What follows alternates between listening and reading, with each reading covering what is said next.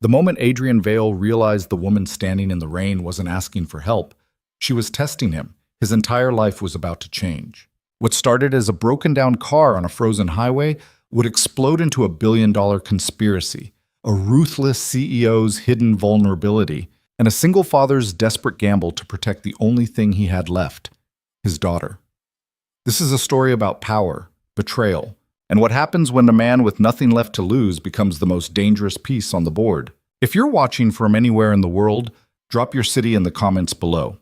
I want to see how far this story travels. Hit that like button and let's dive in. The engine made a sound like something dying. Adrian Vale gripped the steering wheel tighter, watching the temperature gauge climb into the red as snow battered the windshield. The heater had quit 10 minutes ago. Now the wipers were starting to stutter. "Daddy, I'm cold." He glanced in the rearview mirror. Mia was bundled in her winter coat, her pink backpack clutched against her chest. 8 years old, dark curls falling across her face, eyes too serious for a kid her age. She'd learned not to complain much. That broke his heart more than anything. "I know, baby. We're almost there." That was a lie. There were 40 minutes outside the city on a highway that looked like the surface of the moon, and the storm was getting worse. Adrian could barely see past the hood. The engine coughed again, harder this time, and the dashboard lights flickered. He eased onto the shoulder before the car could die completely. The moment he killed the ignition, the silence felt enormous. Wind shrieked across the empty road. Snow piled against the windows. Mia's voice was small. "Are we stuck?" Just for a minute, Adrian pulled out his phone. No signal. Of course, he hadn't paid the full bill this month, just enough to keep it barely alive. And out here the coverage was garbage anyway. He tried the engine again. Nothing. Not even a click. His chest tightened. It was 8 degrees outside, maybe less with the wind. They had a quarter tank of gas, but no engine meant no heat. The nearest town was 12 miles back. He'd passed maybe 3 cars in the last hour. Think. He twisted around to look at Mia. She was watching him with that expression she'd worn since her mother died. The one that said she knew things were bad, but was trying not to make it worse. "We're going to be okay," he said, forcing his voice steady. "I'm going to figure this out." She nodded, didn't ask questions. That killed him. Adrian grabbed the flashlight from the glove box and popped the hood, then shoved his way out into the storm. The cold hit him like a fist. Wind tore through his jacket, snow stinging his face. He stumbled to the front of the car and lifted the hood, shining the light across the engine. He didn't know what he was looking for. He wasn't a mechanic. He was a guy who used to analyze financial models for investment firms before his life imploded, and he started scrambling for freelance gigs that paid $200 a week if he was lucky. The engine looked like a mess of metal and hoses. Everything was frozen or corroded or both. He stood there for 30 seconds, snow accumulating on his shoulders, staring at a problem he couldn't solve. Then he saw the headlights. 2 beams cutting through the storm, coming from the south. Adrian stepped into the road, waving the flashlight. The vehicle slowed. A black SUV, expensive-looking, windows tinted. It pulled onto the shoulder about 20 feet behind his car and stopped. The driver's door opened. A man stepped out, mid-40s, built like he spent serious time in the gym. He wore a long coat and moved with the kind of precision that made Adrian think military or private security. "You need help?" the man called over the wind. "Car's dead, AD," Adrian shouted back. "No signal out here. You got a phone that works?" The man walked closer, assessing Adrian with a look that felt like being scanned. Then he glanced past him toward the beat-up sedan with its hood open and Mia's face pressed against the rear window. "You got a kid in there?" "My daughter. She's freezing." "Oh, she..." The man's expression shifted slightly. He turned and walked back to the SUV, leaning in through the driver's door. Adrian couldn't hear the conversation, but after a moment the man straightened and waved him over. "Come on, get her out of the cold." Adrian didn't hesitate. He yanked open the back door of his car. "Mia, grab your backpack. We're getting in another car for a minute." "Why?" "Because it's warmer. Come on. Quick." She scrambled out, and Adrian scooped her up even though she was getting too big for it. He carried her through the snow to the SUV. The man opened the rear door, and Adrian slid Mia inside, then climbed in after her. The heat hit him immediately. The interior was leather, spotless, and warm enough that his fingers started tingling as they thawed. Mia pressed against his side, her teeth chattering. Then he saw the woman in the front passenger seat. She was younger than he'd expected, maybe 30, with sharp features and dark hair pulled back in a way that looked both elegant and severe. She wore a charcoal coat that probably cost more than Adrian's rent, and she was looking at him with an expression that wasn't quite curiosity and wasn't quite annoyance. "Thank you," Adrian said quickly. "I just need to borrow a phone, call a tow truck. We'll be out of your way." The woman didn't respond immediately. She studied him for a long moment, then glanced at Mia. "Where were you headed?" "Back to the city. We were visiting my sister upstate." Another lie. They'd been driving back from a food bank. At night, in a storm. Adrian felt heat crawl up his neck. Timing didn't work out. "Look, I appreciate the help, but if I could just—" "Marcus," the woman said, not looking away from Adrian. "Call a tow service. Tell them it's urgent." The driver pulled out a phone and made the call. Adrian heard him describing the location, the situation. When he hung up, he shook his head. "Earliest they can get someone out here is 3 hours. Roads are getting bad." Adrian's stomach dropped. 3 hours. In this cold, in a dead car, that was dangerous. He looked at Mia. Her face was still pale, her lips tinged blue. "We'll wait in our car," he said, trying to keep the desperation out of his voice. "You've already done enough." "Yeah." "You'll freeze," the woman said flatly. "Both of you. We'll be fine." She turned fully in her seat now, and the look she gave him was sharp enough to cut glass. "No, you won't. Don't be stupid." Adrian opened his mouth, ready to argue, but Mia shifted beside him and coughed. It was a small sound, but it hit him like a hammer. She'd been sick last month. Bronchitis. They'd gone to an urgent care clinic that cost him $300 he didn't have. If she got sick again— "We're driving into the city," the woman continued. "You'll ride with us. The tow company can deal with your car tomorrow. I can't just—" "You can." Her tone didn't leave room for argument. "Marcus, let's go." "Oh, sheesh. Boy, indeed." The driver shifted into gear and the SUV pulled back onto the highway. Adrian sat frozen. Mia curled against him, watching the woman in the front seat. She'd already turned away, her attention on her phone, scrolling through something with the detached efficiency of someone used to making decisions and moving on. "Thank you," Adrian said again, quieter this time. She didn't look up. "Don't mention it." Again. The silence that followed felt heavy. Mia's breathing started to even out as the warmth soaked into her. Adrian tried to relax, but his mind was spinning. He didn't like this. Didn't like accepting help. Didn't like feeling this powerless. Didn't like the way the woman's driver kept glancing at him in the rearview mirror like he was checking to make sure Adrian wasn't a threat. After a few minutes, Mia whispered, "Daddy? Who is she?" "I don't know, baby. Just someone nice who's giving us a ride." The woman in the front seat made a sound that might have been a laugh, but when Adrian looked up, her expression hadn't changed. The storm stayed vicious for the next 20 minutes. The SUV handled it easily, cutting through drifts and ice like they weren't even there. Adrian watched the road disappear behind them and felt his pulse slowly return to normal. Mia dozed off against his shoulder, her fingers tangled in his jacket. Finally, the woman spoke again. "What's your name?" Adrian blinked. "Adrian. Adrian Vale. And her?" "Mia." The woman nodded once, still scrolling through her phone. "You live in the city?" "Yeah, north side." "What do you do?" The question landed like a punch. Adrian hesitated, then forced himself to answer. "Consulting. Financial strategy, mostly." It wasn't a complete lie. He did consult when anyone would hire him. Mostly, he pieced together freelance gigs analyzing spreadsheets for small businesses that couldn't afford real analysts. Last month, he'd made $800. This month, so far $250. "Freelance?" the woman asked. "Yeah, that's a polite way of saying unemployed." Adrian's jaw tightened. It's a polite way of saying I take what I can get. She finally looked at him, and for the first time, there was something like interest in her eyes. "Why?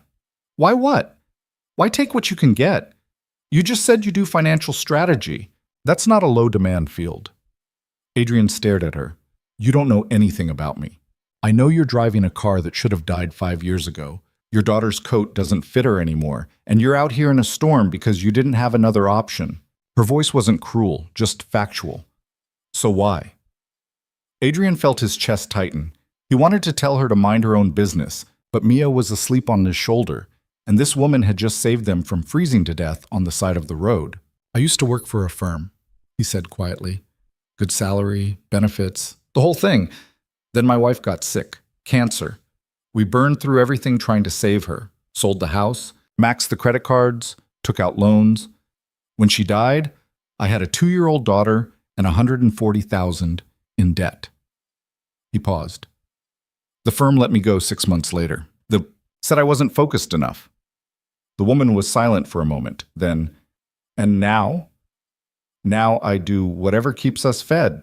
She turned back to her phone, but Adrian saw something shift in her expression. It wasn't pity. It was something colder, sharper, like she was filing the information away. What about you? Adrian asked because he couldn't help himself. Who are you? The driver glanced at him in the mirror, and Adrian got the distinct sense that he'd just crossed some invisible line. But the woman only smiled faintly. Nobody important. Well, that was clearly a lie, but Adrian didn't push it. He leaned his head back against the seat and closed his eyes, listening to the hum of the engine and the sound of Mia's breathing. By the time they reached the city, the storm had started to ease. The streets were still buried under snow, but the plows were out and the traffic was moving. Marcus navigated through the mess with the same calm efficiency he'd shown on the highway. When they pulled up outside Adrian's building, a sagging brick walk-up in a neighborhood that had seen better decades, Adrian felt the familiar weight of shame settle over him. This is us, he said. Marcus stopped the car. Adrian carefully shifted Mia, trying not to wake her, and reached for the door handle. Wait! The woman was looking at him again. She reached into her coat and pulled out a business card, holding it out between 2 fingers. Adrian took it. The card was black, minimalist, with a name embossed in silver, Celeste Laurent. If you're serious about financial strategy, she said, send me your resume. Adrian stared at the card. Why? Because I'm curious if you're as smart as you sound. She tilted her head slightly. Or if you're just good at selling desperation. Adrian's grip tightened on the card. I'm not looking for charity. Good. I don't give it. Celeste's expression didn't change. Send the resume or don't, your choice. Adrian wanted to throw the card back at her, wanted to tell her he didn't need her condescension or her vague promises. But Mia was warm and asleep in his arms, and the memory of that dead car on the frozen highway was still too fresh. I'll think about it, he said. Don't think too long. Adrian climbed out of the SUV, Mia heavy against his chest, and kicked the door shut with his heel. He stood on the curb and watched the vehicle pull away, its taillights disappearing into the snowy night. When he looked down at the card in his hand, the name clicked. Celeste Laurent. He'd read about her. Everyone had. Youngest self-made billionaire in the tech sector, ran a company that did something with AI and data infrastructure. She'd been on the cover of magazines, profiled in Forbes, called everything from a visionary to a tyrant depending on who you asked. The articles always mentioned her icy demeanor, her refusal to play politics, the way she'd gutted entire departments when they didn't meet her standards. And she'd just given him her card. Adrian looked up at his apartment building, then back at the card. What the hell? He muttered. 3 days later, Adrian sat at the wobbly kitchen table in his apartment, laptop open in front of him, staring at the blinking cursor in an empty email. Mia was at school. The heat was barely working. He'd spent the morning calling about the car, still sitting on that highway, racking up towing and impound fees he couldn't pay, and the afternoon dodging calls from creditors. The business card sat next to the laptop. He'd looked Celeste Laurent up, of course, spent hours falling down the rabbit hole of articles, interviews, profiles. Her company, Laurent Technologies, was worth somewhere north of $9 billion. She'd built it from nothing in less than a decade. The press loved her and hated her in equal measure. There were stories about her firing executives in front of their entire teams, about hostile takeovers and ruthless contract negotiations. There were also stories about her charitable foundation, the scholarships she funded, The disaster relief money she donated without fanfare. She didn't have a husband. No kids. No public relationships at all. The tabloids speculated constantly, but Celeste never commented. Adrian had also found his old resume, buried in a folder he hadn't opened in 2 years. He'd updated it, adding the freelance work, trying to make it sound more impressive than it was. Then he'd stared at it for an hour, hating every line. This was stupid. She wasn't serious. Women like Celeste Laurent didn't hand out business cards to broke single fathers they picked up on the side of the road. It was a polite gesture, nothing more. If he actually sent this email, he'd never hear back. Or worse, he'd get some automated rejection from an assistant who'd never even show it to her. But then he thought about Mia. About the overdue rent notice taped to the door. About the job interview he'd had last week where the manager took one look at his resume and said, "We're really looking for someone with more recent experience." Adrian opened a new email. 2. Celeste.laurent@laurentech.com. Subject: Financial Strategy Resume. Adrian Vale. He kept it short. "Miss Laurent, you told me to send my resume." Attached: "If you were serious, I'm available. If you weren't, I appreciate the ride." Adrian Vale. He attached the resume, read the email one more time, and hit send before he could change his mind. Then he closed the laptop and went to take a shower, trying not to think about how desperate he'd just sounded. Mchiki. The response came 6 hours later. Adrian was making dinner, spaghetti with sauce from a jar, the only thing in the cabinet that Mia would actually eat, when his phone buzzed. He almost ignored it, probably another creditor. But when he glanced at the screen, he saw the name Laurent Technologies in the sender field. His stomach flipped. He opened the email. From Office of Celeste Laurent. Subject: Financial Strategy Resumes. Adrian Vale. Mr. Vale, Miss Laurent has reviewed your materials and would like to meet. Please confirm your availability for tomorrow, 10 a.m., at Laurent Technologies headquarters. Address below. Security will have your name. Adrian read it 3 times. Then he sat down hard on the kitchen chair. Daddy? He looked up. Mia was standing in the doorway, holding her stuffed rabbit. You okay? Adrian forced a smile. Yeah, baby. I'm good. You look weird. I just got some good news, I think. Mia climbed into his lap, and Adrian wrapped his arms around her, staring at the email on his phone screen. This didn't make sense. Celeste Laurent didn't hire people like him. She didn't even meet with people like him. But the email was real, and it had an address, and if he didn't show up, he'd spend the rest of his life wondering what might have happened. What kind of good news? Mia asked. I might have a job interview tomorrow. Her eyes went wide. A real one? That hurt more than it should have. Yeah, sweetheart, a real one. She hugged him tight. That's good, Daddy. You're really smart. They're gonna love you. Adrian closed his eyes and held his daughter, trying to believe her. Laurent Technologies occupied 15 floors of a glass tower in the financial district. Adrian stood on the sidewalk outside, staring up at it, feeling like he'd stepped into a different universe. He was wearing the only suit he still owned, a charcoal gray number he'd bought 6 years ago for client meetings. It didn't fit quite right anymore. He'd lost weight. The shoes were scuffed, the tie slightly frayed. He looked like exactly what he was, someone who didn't belong here. But he walked through the revolving doors anyway. The lobby was all marble and steel, soaring ceilings and modern art that probably cost more than his debt. People in expensive clothes moved with purpose, talking on phones, carrying tablets. Adrian approached the security desk, heart hammering.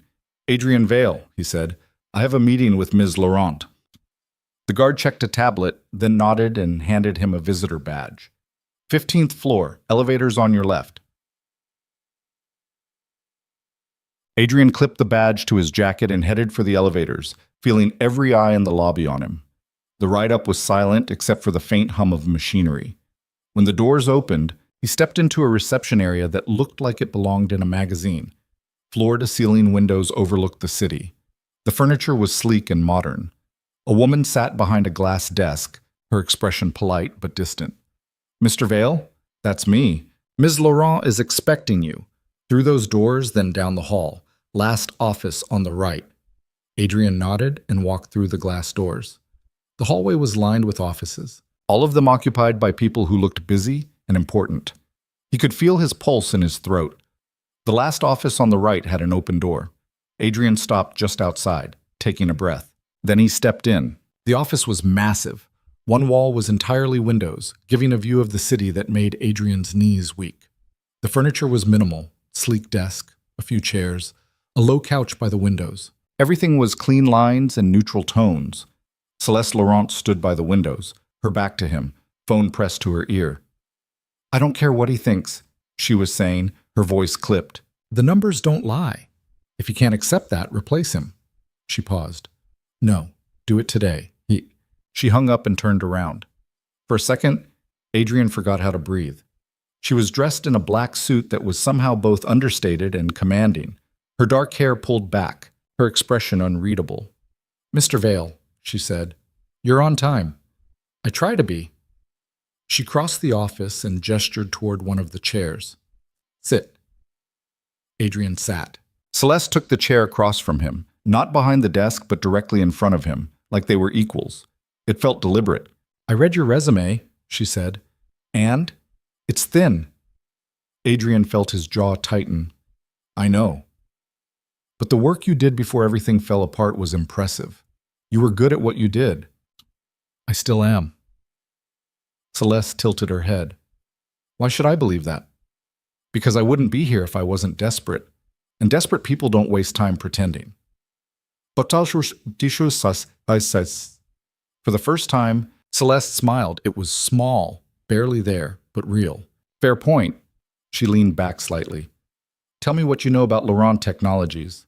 Adrian had prepared for this. "You built the company 8 years ago after selling your first startup. You focus on AI-driven infrastructure and predictive analytics. Revenue last year was around $2 billion.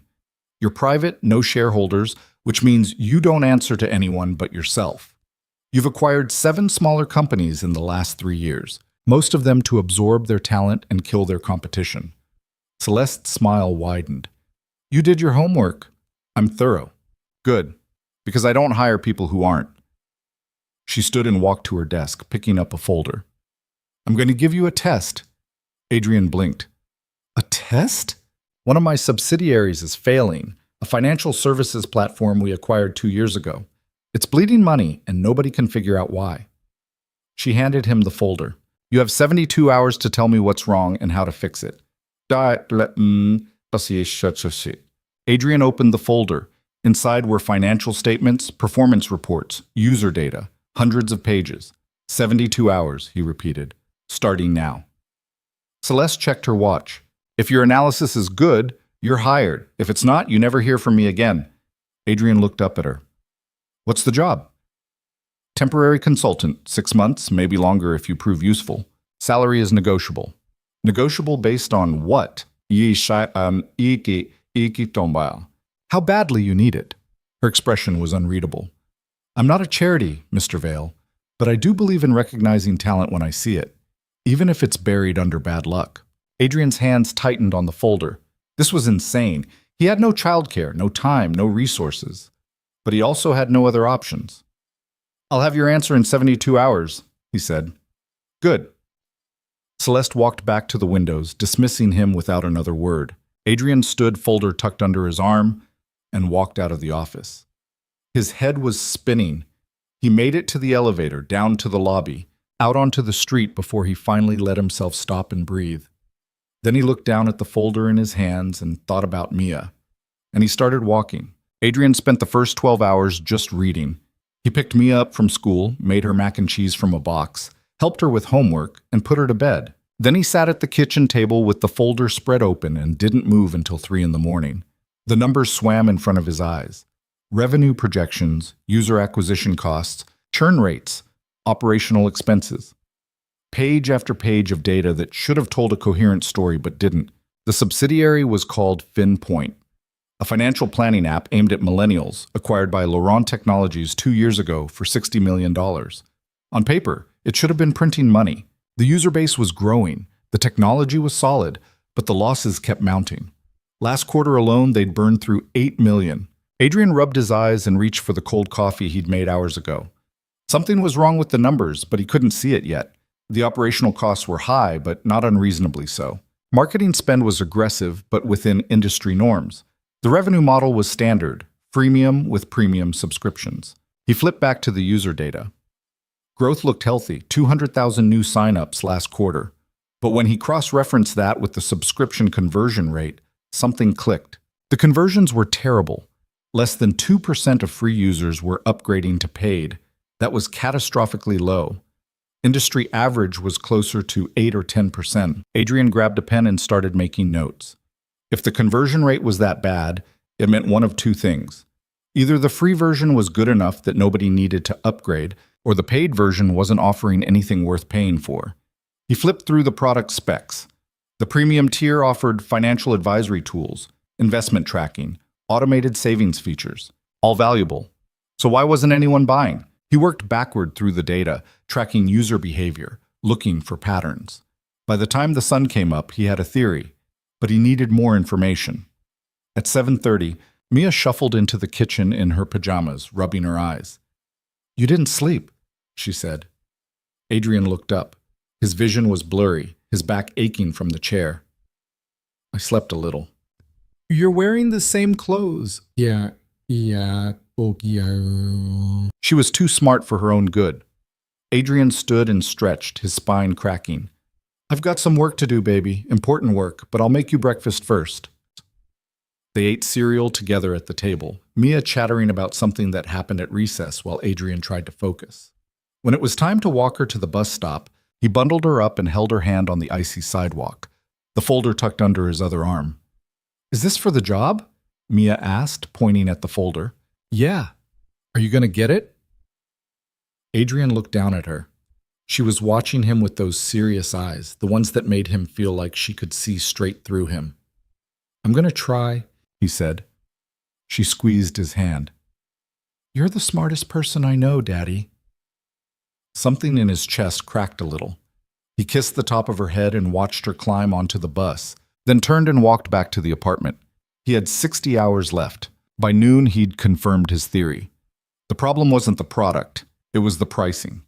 FinPoint was charging $12 a month for premium, which put it in direct competition with bigger, more established apps that offered similar features. Users were signing up for the free version, trying it out, then switching to competitors who had better brand recognition and more robust feature sets. But there was something else. Adrian dug deeper into the acquisition data and found it. Nearly 40% of FinPoint's new users were coming from a single marketing partnership with a finance blog that had been exposed 6 months ago for promoting predatory lending schemes. The blog's credibility was destroyed. Everyone associated with it got tainted by proximity. FinPoint was still paying them $2 million a year. Adrian sat back staring at the numbers. This wasn't just bad strategy, this was negligence. Whoever was running FinPoint either didn't know what they were doing or didn't care. Maybe both. He spent the next day building his analysis, wrote up a 10-page report outlining the problems, the root causes, and his recommended fixes. Cut the partnership with the toxic blog immediately. Restructure pricing to offer a mid-tier option at $5 a month. Invest in organic growth through content marketing instead of paid acquisition. Rebuild the brand to focus on transparency and user education. It was solid work, the kind of analysis he used to do in his sleep back when he had a real job. But sitting there in his cramped kitchen, submitting it felt like shouting into a void. He sent the report at 11 p.m. on the second day. 59 hours after Celeste had given him the folder. Then he closed the laptop and tried not to think about what would happen if she hated it. The response came the next morning. Adrian was making coffee when his phone buzzed. He grabbed it, saw the name Laurent Technologies, and his stomach dropped. The email was short. From Office of Celeste Laurent. Subject: FinPoint Analysis. Mr. Vale, Ms. Laurent would like to discuss your findings. Please report to her office at 2 p.m. today. Adrian read it twice. No indication of whether his analysis was good or bad. Just a summons. He called his neighbor, Mrs. Chen, an elderly woman who sometimes watched Mia when he was desperate. She agreed to pick Mia up from school. Adrian showered, put on the same suit, and tried to ignore the nausea building in his gut. By the time he walked into Laurent Technologies again, he felt like he was heading to his own execution. Celeste's assistant waved him through without a word. Adrian walked down the hall, knocked once on the open door, and stepped inside. Celeste was sitting behind her desk this time, reading something on her computer. She didn't look up. "Close the door." Adrian did. Then he stood there, waiting, while she finished whatever she was reading. The silence stretched until it became uncomfortable. Finally, she looked at him. "Sit." "Was sitzt mich?" "Ust." He sat. Celeste picked up a printed copy of his report and tapped it against the desk. "This is good work." Adrian exhaled. He hadn't realized he'd been holding his breath. "You identified problems I've been trying to get my team to acknowledge for 6 months, Celeste continued. "And your solutions are practical. Not flashy, not overcomplicated, just smart." "Thank you, Seth." "Don't thank me yet." She stood and walked to the window, her back to him. "The reason my team hasn't acknowledged those problems is because the person running FinPoint is a senior executive who's been with me since the beginning. His name is Victor Hale. He built the acquisition strategy that brought FinPoint into the company. If your analysis is correct, it means he either made a massive mistake or he's been covering up his incompetence for 2 years." Adrian's pulse quickened. "What are you saying?" "I'm saying that if I bring you in to fix this, you're going to make enemies, powerful ones. Victor has allies on my board, people who will see you as a threat." "Why would they see me as a threat? I'm nobody." Celeste turned around, and the look she gave him was sharp. "You're a nobody who just proved one of my top executives is bleeding the company dry. That makes you dangerous." Adrian swallowed. "So what do you want me to do?" "I want you to take the job. Temporary consultant, 6-month contract. Your focus will be financial oversight on underperforming subsidiaries, starting with FinPoint. Salary is $120,000, prorated." The number hit Adrian like a truck. $120,000. That was more than he'd made in the last 3 years combined. "That's generous," he said carefully. "It's market rate for someone with your skill set. Don't insult me by acting surprised." Celeste returned to her desk and sat down. "But here's the deal. You report directly to me, not to Victor, not to anyone else. You find problems, you bring them to me, and I decide what to do about them. You don't make friends, you don't play politics, you do the work, and you do it well." Adrian met her eyes. "And if I step on toes?" "So say ich wohl mal." "Then you step on toes. I'm not hiring you to be liked, Mr. Vale. I'm hiring you because you're hungry and competent, and right now, I need both." There was something in the way she said it that made Adrian pause. She wasn't just talking about FinPoint. There was a larger game being played here, and he was walking into it blind. "When do I start?" he asked. "Monday. HR will have your contract ready tomorrow." She picked up her phone, already moving on to the next thing. "One more thing. You'll have an office here, but you'll also be expected to travel to our satellite locations. That going to be a problem?" Adrian thought about Mia, about finding childcare, about the logistics of a life that had just gotten infinitely more complicated. "No," he said. "Not a problem." Celeste glanced up at him, and for just a moment her expression softened. "You have a daughter, don't you?" "Yes." "How old?" 8. Celeste nodded slowly, like she was filing that information away. "Figure out what you need to make this work. Childcare, schedule adjustments, whatever. Let HR know. I don't need you distracted." Adrian stood. "Thank you, Miss Laurent." "Don't thank me yet," she said again. "And call me Celeste. Miss Laurent makes me sound like a school principal." Adrian almost smiled. Then he walked out of the office, down the hall, into the elevator, and out onto the street. He made it 2 blocks before he had to stop and lean against a building, his hands shaking. $120,000. A real job. A chance. He pulled out his phone and called Mrs. Chen. When she picked up, he could hear Mia in the background, laughing at something. "Mrs. Chen, it's Adrian. Is Mia okay?" "She's fine. We're making cookies." "Tell her I'll be home soon. And Mrs. Chen..." He paused, trying to get his voice under control. "I got the job." There was a beat of silence.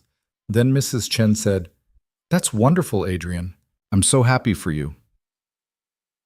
"Thank you, He stopped. "Thank you."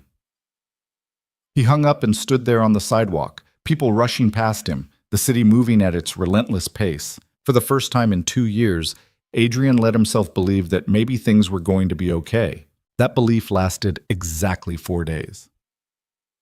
Monday morning, Adrian showed up at Laurent Technologies at 8 a.m. sharp.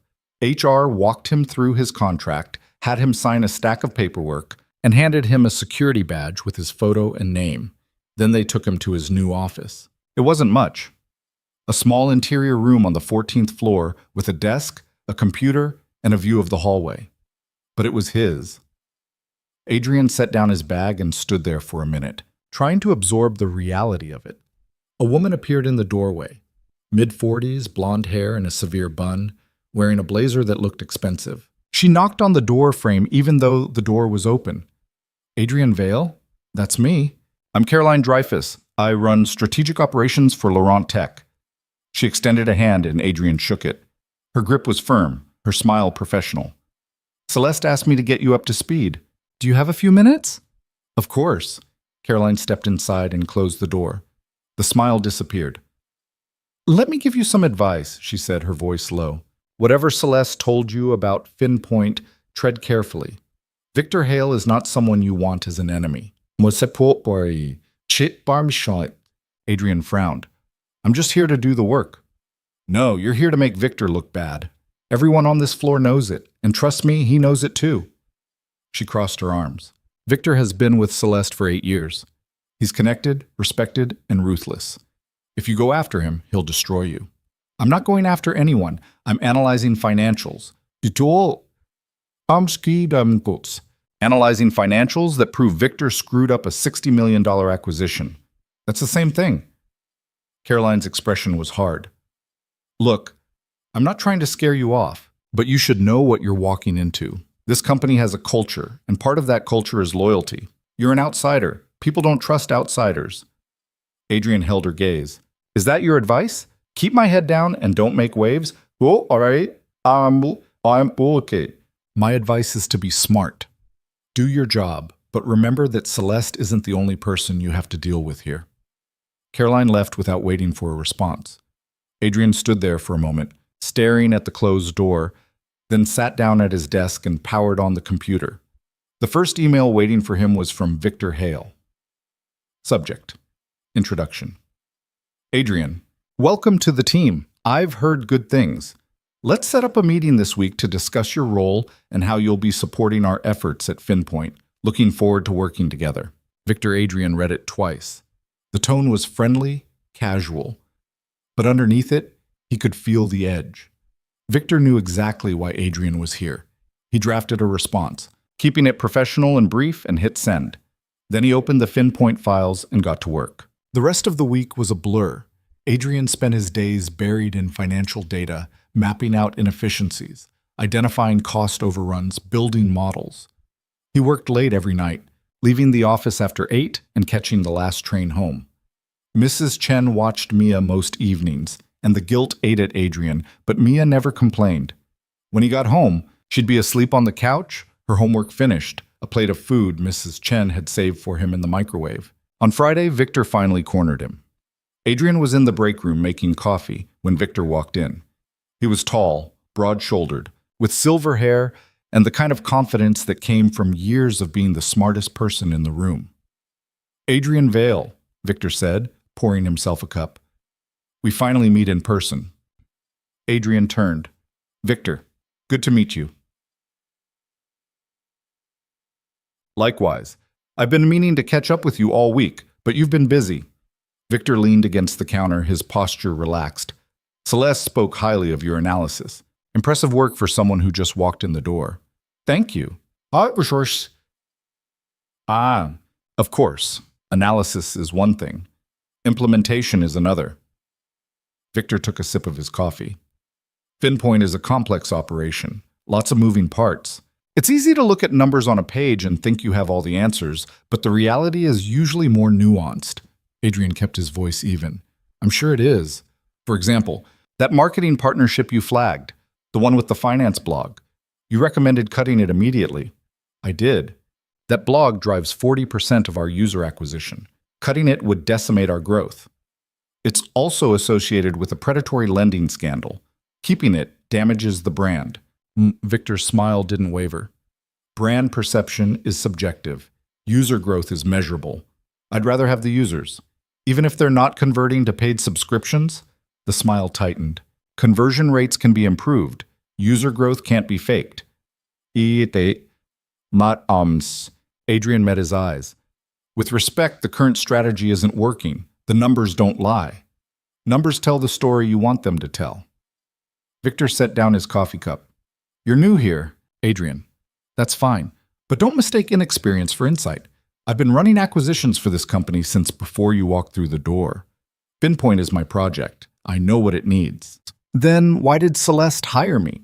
Victor's expression went cold. That's a good question. Maybe you should ask her. He walked out of the break room, leaving Adrian alone with his coffee and a knot in his stomach. That night, Adrian got home after 9. Mia was already in bed and Mrs. Chen was dozing on the couch. He thanked her, paid her what he could, and waited until she left before collapsing into a chair. His phone buzzed, a text from an unknown number. Dinner tomorrow, 7 p.m. I'll send a car. No signature, but Adrian knew who it was from. He stared at the message for a long time before typing a response. Just me? The reply came a minute later. Bring your daughter. She should eat something better than boxed mac and cheese. Adrian felt something twist in his chest. Celeste Laurent had just invited his 8-year-old daughter to dinner. That wasn't normal. That wasn't professional. That was something else entirely. But Mia deserved a nice meal, and Adrian needed to understand what he'd gotten himself into. He texted back, "We'll be there." The car arrived at 6:30 the next evening. Adrian had spent the afternoon trying to make Mia presentable, which mostly involved convincing her to wear the nice dress she hated and brushing her hair until it didn't look like a bird's nest. She kept asking where they were going, and Adrian kept deflecting because he didn't know how to explain that they were having dinner with a billionaire. The driver was the same man from the highway, Marcus. He nodded at Adrian when they climbed into the SUV but didn't say anything. Mia pressed her face against the window, watching the city slide past. "Where are we going, Daddy?" "To have dinner with someone I work with." "Is it fancy?" "Probably." Mia looked down at her dress. "Am I fancy enough?" Adrian pulled her close. "You're perfect." The SUV drove them to a neighborhood Adrian had only seen in magazines, brownstones with private gardens, tree-lined streets, everything pristine and untouchable. They stopped in front of a building with a discreet entrance and a doorman who nodded as Marcus led them inside. The elevator opened directly into Celeste's penthouse. Adrian had expected something cold and modern, all glass and steel. Instead, the space was warm. Hardwood floors, soft lighting, bookshelves lining the walls. Art that looked personal, not expensive. A fireplace with actual logs burning. It felt like a home. Celeste was in the kitchen, wearing jeans and a sweater, her hair down. She looked different, younger, human. "You're early," she said. "You sent the car at 6:30. "I meant to send it at 7. She wiped her hands on a towel and walked over, looking down at Mia. "You must be Mia." Mia nodded, suddenly shy. Celeste crouched down to her level. "I'm Celeste. Your dad works for me. Do you like pasta?" Mia's eyes went wide. "I love pasta." "Good, because I made way too much and I need help eating it." Celeste stood and looked at Adrian. "There's wine on the counter if you want some. Dinner's in 10 minutes. Adrian poured himself a glass and watched as Celeste set the table. Mia followed her around like a shadow, asking questions, chattering about school.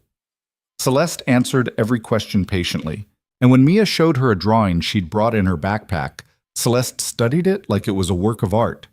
They sat down to eat. The pasta was homemade, the sauce rich and perfect. Mia ate 3 helpings. Adrian couldn't remember the last time he'd seen her this happy. After dinner, Celeste showed Mia a bookshelf filled with old children's books. "Pick one," she said. "I'll read it to you." Mia chose a worn copy of something Adrian didn't recognize, and Celeste settled onto the couch with Mia curled against her side. Adrian stood in the doorway, watching them, and felt something crack open in his chest. This wasn't just a business dinner. This was something else. When Mia fell asleep halfway through the story, Celeste carefully slid out from under her and covered her with a blanket. Then she gestured for Adrian to follow her onto the balcony.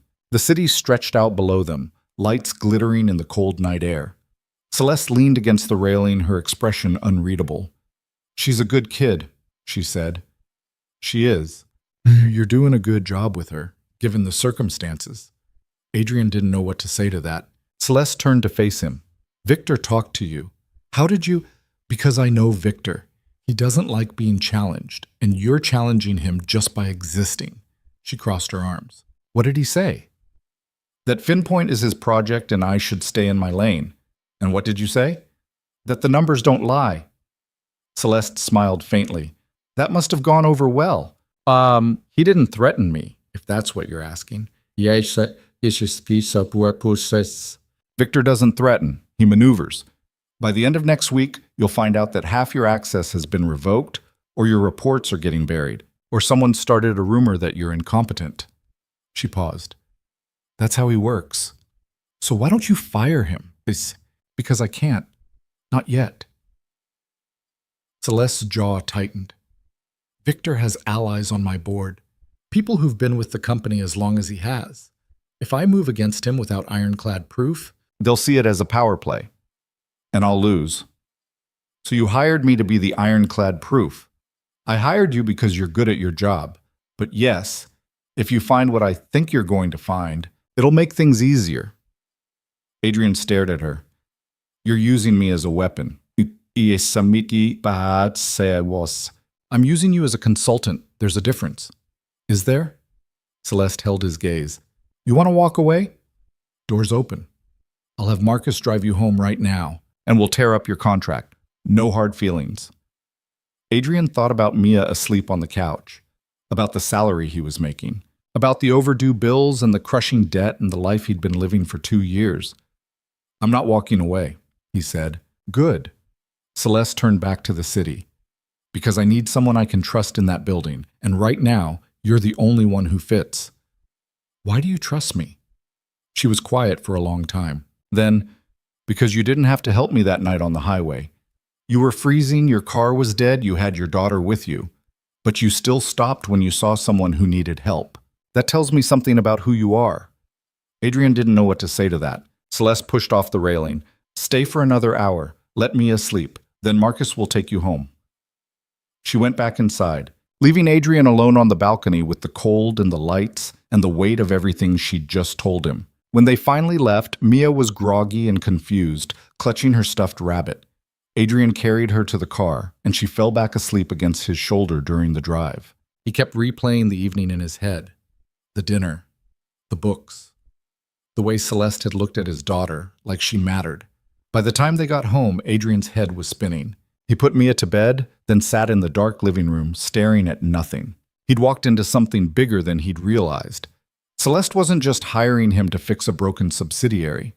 She was building a case against someone she couldn't touch, and Adrian was the knife she planned to use. The question was whether he'd survive being the blade. The blade cut faster than Adrian expected. 3 weeks into the job, he was sitting in a conference room with 5 executives who looked at him like he'd crawled out of a sewer. They were reviewing his preliminary audit of Finpoint's operational expenses, and nobody was happy about what he'd found. "Let me get this straight," said a woman named Patricia Sung, VP of Product Development. "You're suggesting we've been overpaying contractors by 30% for 2 years?" Adrian kept his voice level. "Not suggesting, showing. The invoices are inflated. Same vendors, same deliverables, but the rates increased dramatically right after the acquisition closed." Patricia leaned back in her chair, arms crossed. "And you think that's deliberate fraud?" "I think it's worth investigating." "Based on what? Your gut feeling?" "Oh, based on comparing contract rates to industry standards. Based on the fact that 3 of the top vendors share the same business address. Based on nothing," Victor Hale interrupted. He was sitting at the head of the table, fingers steepled, expression neutral. "You've been here 3 weeks, Adrian. You're looking at 2 years of complex vendor relationships and making accusations without understanding the context. Then explain the context." Victor smiled thinly. FinPoint operates in a competitive market. We pay premium rates to secure premium talent. If that makes you uncomfortable, perhaps you should have worked in this industry longer before forming opinions. Someone down the table snickered. Adrian felt heat crawl up his neck, but he kept his face blank. With respect, he said, premium rates don't explain why the same vendor charged $50,000 for work that cost $30,000 6 months earlier. That's not market adjustment, that's gouging. Or it's a reflection of increased scope. The scope didn't change. I checked the deliverables. Victor's smile disappeared. Then maybe you should check again. The room went quiet. Patricia glanced between them, clearly uncomfortable. The other executives studied their laptops. I'll review the files again, Adrian said finally. But the numbers are what they are. Numbers, Victor said slowly, are only as good as the person interpreting them. And you're still learning how we do things here. The meeting ended 10 minutes later. Adrian gathered his notes and walked back to his office, feeling every pair of eyes on him. When he closed the door, he leaned against it and exhaled hard. His phone buzzed, a text from Celeste. How did it go? Adrian stared at the message. She already knew. She probably had people in that room reporting back to her. He typed, Victor shut me down, called my analysis incomplete. The reply came immediately. Were you incomplete? No. Then keep digging and document everything. Adrian pocketed his phone and sat down at his desk. His computer screen showed the vendor files he'd been reviewing for days. 3 companies, all providing software development and design services to FinPoint, all billing at rates that didn't make sense, and all sharing an address in a building Victor Hale's brother-in-law owned. That last detail had taken Adrian 2 days to find. It wasn't in any official records.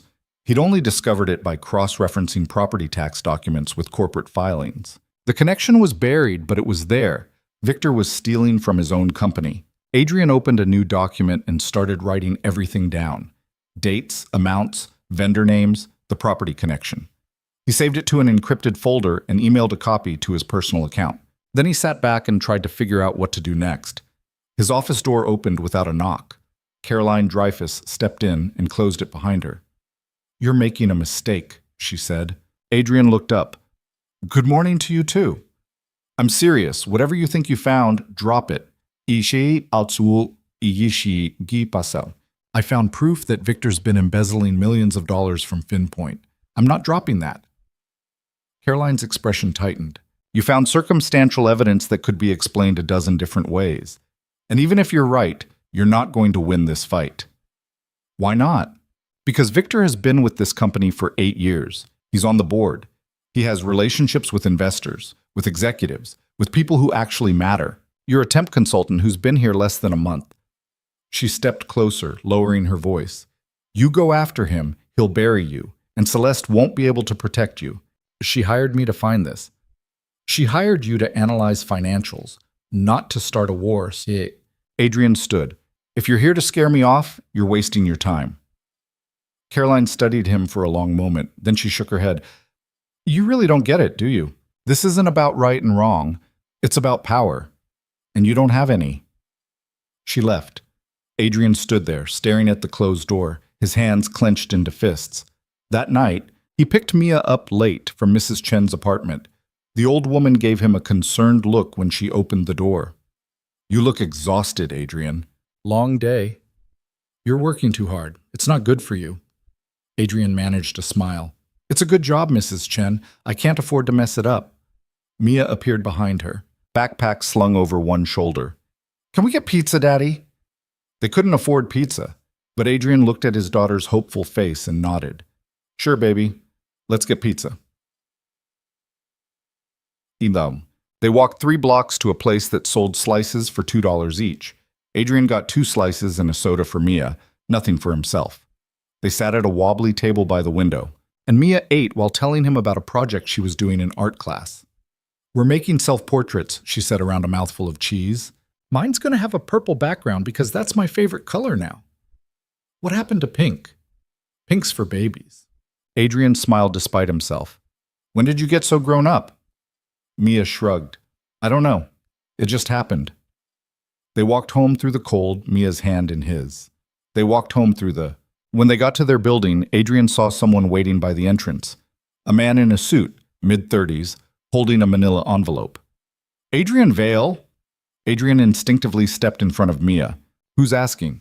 The man handed him the envelope. You've been served. Then he walked away. Adrian stood there, heart pounding, staring at the envelope. Mia tugged his hand. What is it, Daddy? Nothing. Let's go inside. Upstairs, he waited until Mia was in bed before opening it. Inside was a cease and desist letter from a law firm he'd never heard of, demanding that Adrian stop spreading defamatory statements about Victor Hale and FinPoint's vendor relationships. The letter cited harassment, professional misconduct, and threatened legal action if Adrian continued his baseless investigation. Adrian read it 3 times. His hands were shaking. Victor was playing hardball, and he was doing it fast. Adrian's phone rang. Celeste. You got the letter? She said when he answered. How did you? Because I just got a call from Victor's attorney threatening to sue me if I don't fire you immediately.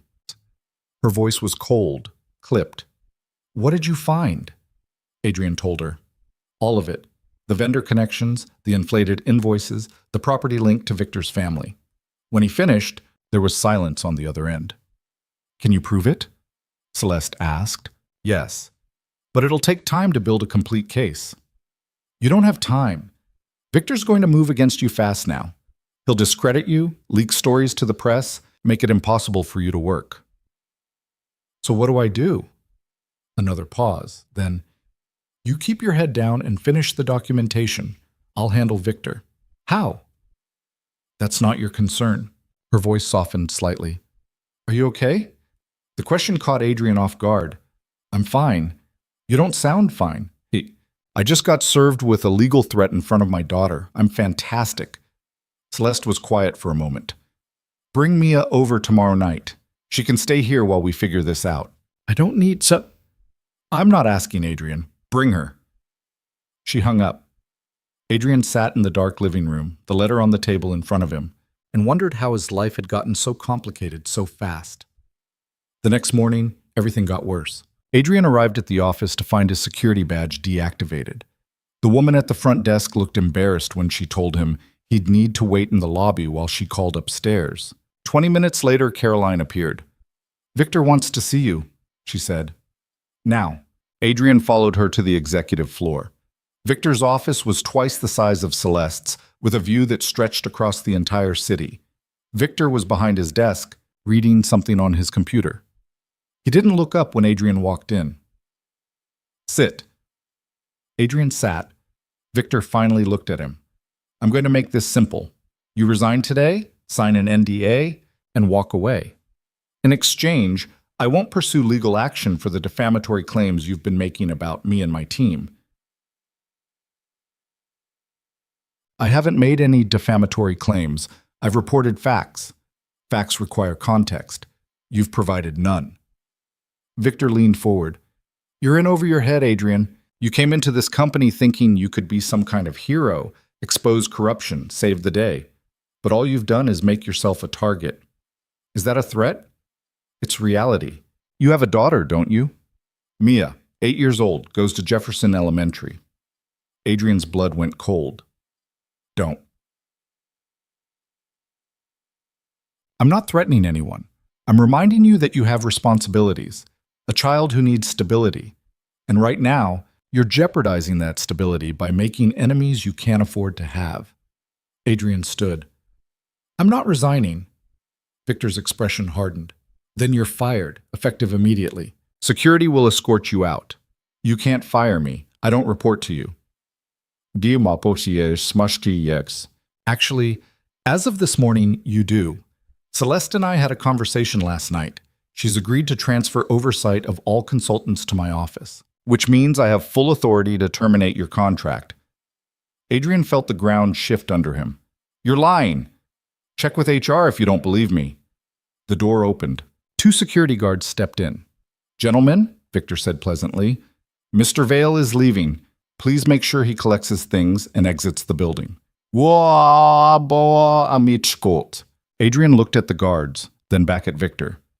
This isn't over. Yes, Victor said. It is.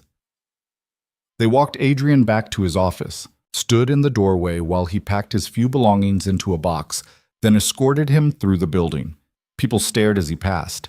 Some looked sympathetic. Most looked relieved that it wasn't them. By the time Adrian reached the lobby, his phone was buzzing non-stop.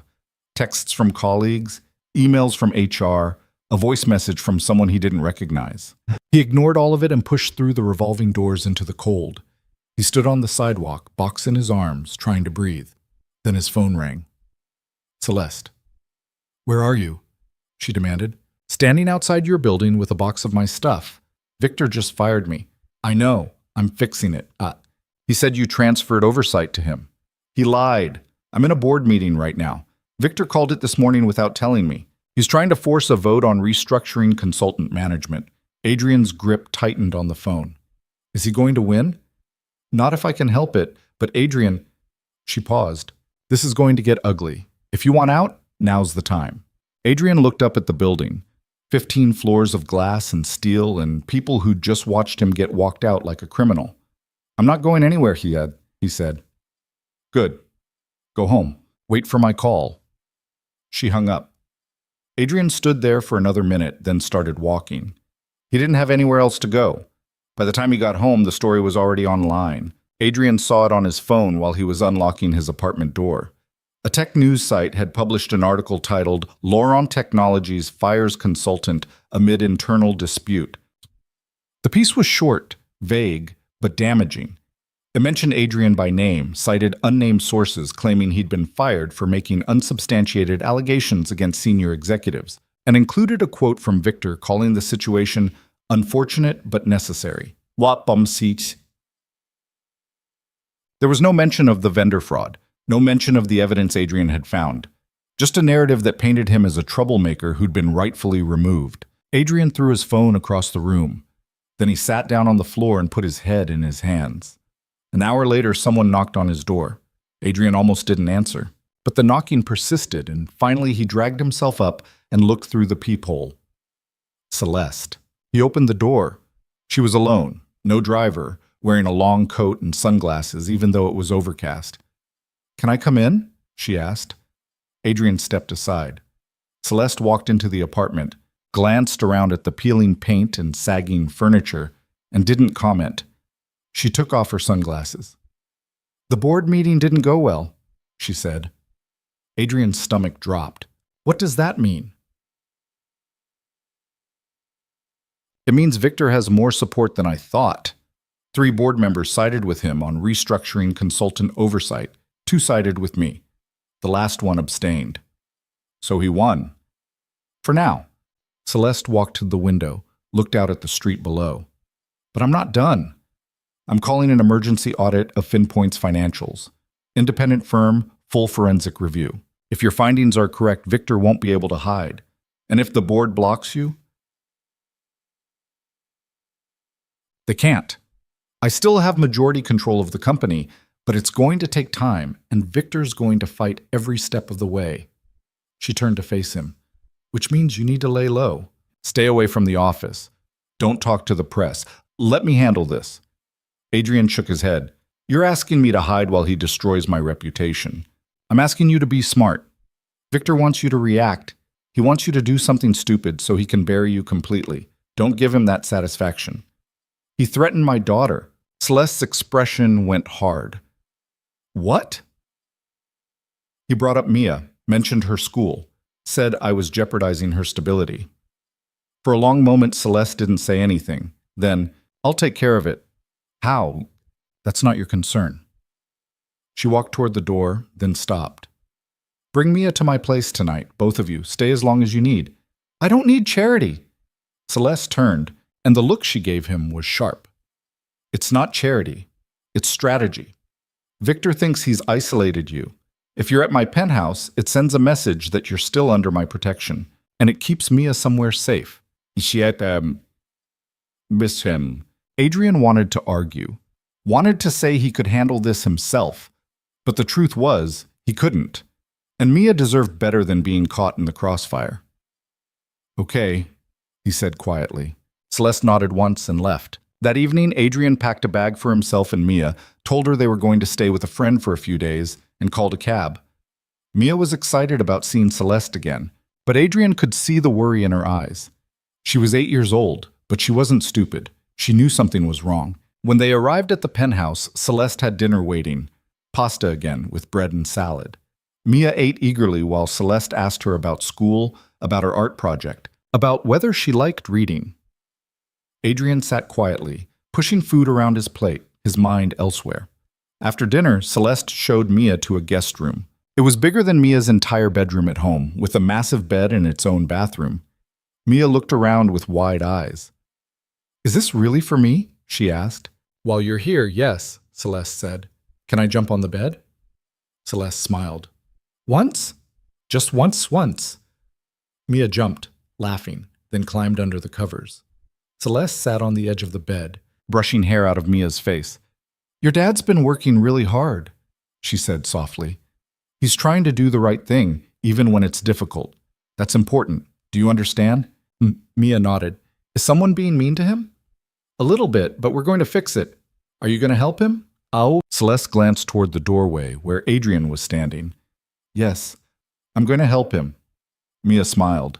"Good. Because Daddy helps everybody. Someone should help him back." Something in Celeste's expression shifted. She leaned down and kissed Mia's forehead. "Get some sleep, sweetheart."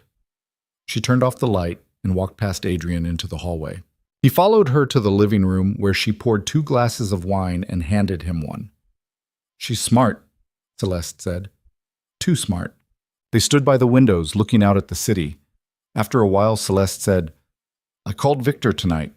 Told him if he goes near your daughter again, I'll destroy him personally." "What did he say?"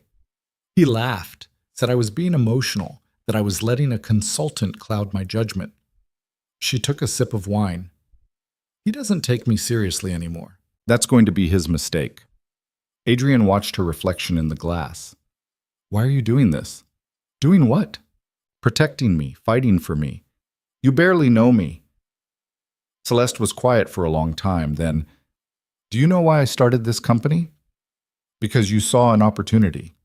Because I was tired of working for men who underestimated me, who thought I should be grateful just to be in the room." She set down her glass. "I built Laurent Technologies to prove a point, that I didn't need their approval or their validation, that I could be better than all of them combined. And you succeeded. I did. But somewhere along the way I stopped trusting people, stopped letting anyone get close. It was easier that way, safer." She finally looked at him. "Then I met you on that highway, and you didn't care who I was or what I could do for you. You just helped because it was the right thing to do. That matters to me more than you know." Adrian didn't know what to say to that. Celeste picked up her glass again. "Get some sleep. Tomorrow's going to be a long day." She walked toward her bedroom and closed the door. Adrian stood alone in the living room for a while, then checked on Mia one more time. She was asleep, curled up in the massive bed, her stuffed rabbit tucked under her chin. He went to the guest room Celeste had prepared for him, lay down fully clothed, and stared at the ceiling. Somewhere in the city, Victor Hale was plotting his next move, and Adrian was living in a billionaire's penthouse, being protected by a woman he barely knew, while his entire life hung in the balance. He closed his eyes and tried to sleep. It didn't work. The next morning, Adrian woke to the sound of voices.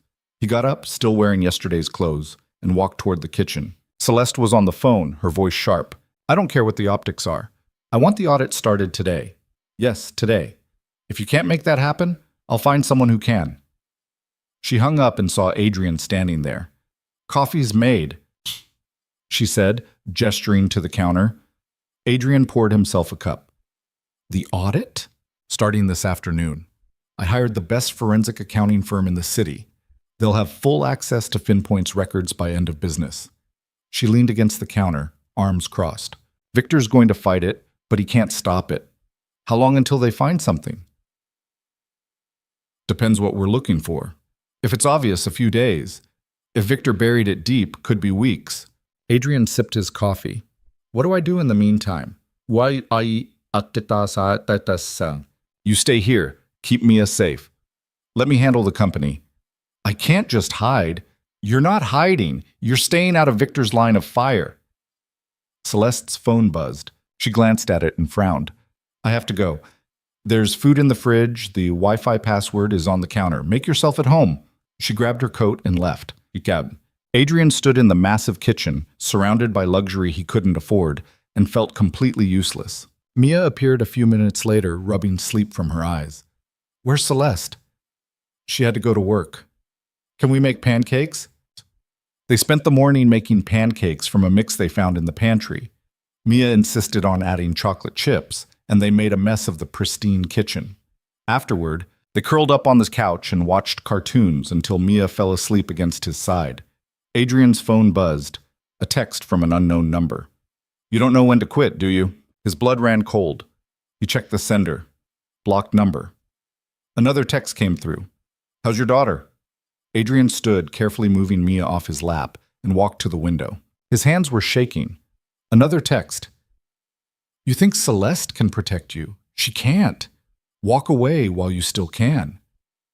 Adrian stared at the messages, fury building in his chest. He wanted to throw the phone, wanted to track down whoever was sending this and make them regret it. Instead, he took screenshots and sent them to Celeste. Her reply came 2 minutes later. Forward those to my head of security. I'm getting you a new phone and number tonight. Adrian looked back at Mia, still asleep on the couch, and felt something harden inside him. Victor wanted a fight. He was going to get one. That night, while Mia slept in the guest room, Adrian sat at Celeste's dining table with his laptop and started going through every file he'd saved before getting fired. Financial records, vendor contracts, email chains. Everything he'd documented over the past 3 weeks. Celeste came home around 10, looking exhausted. She dropped her bag by the door and walked over to him.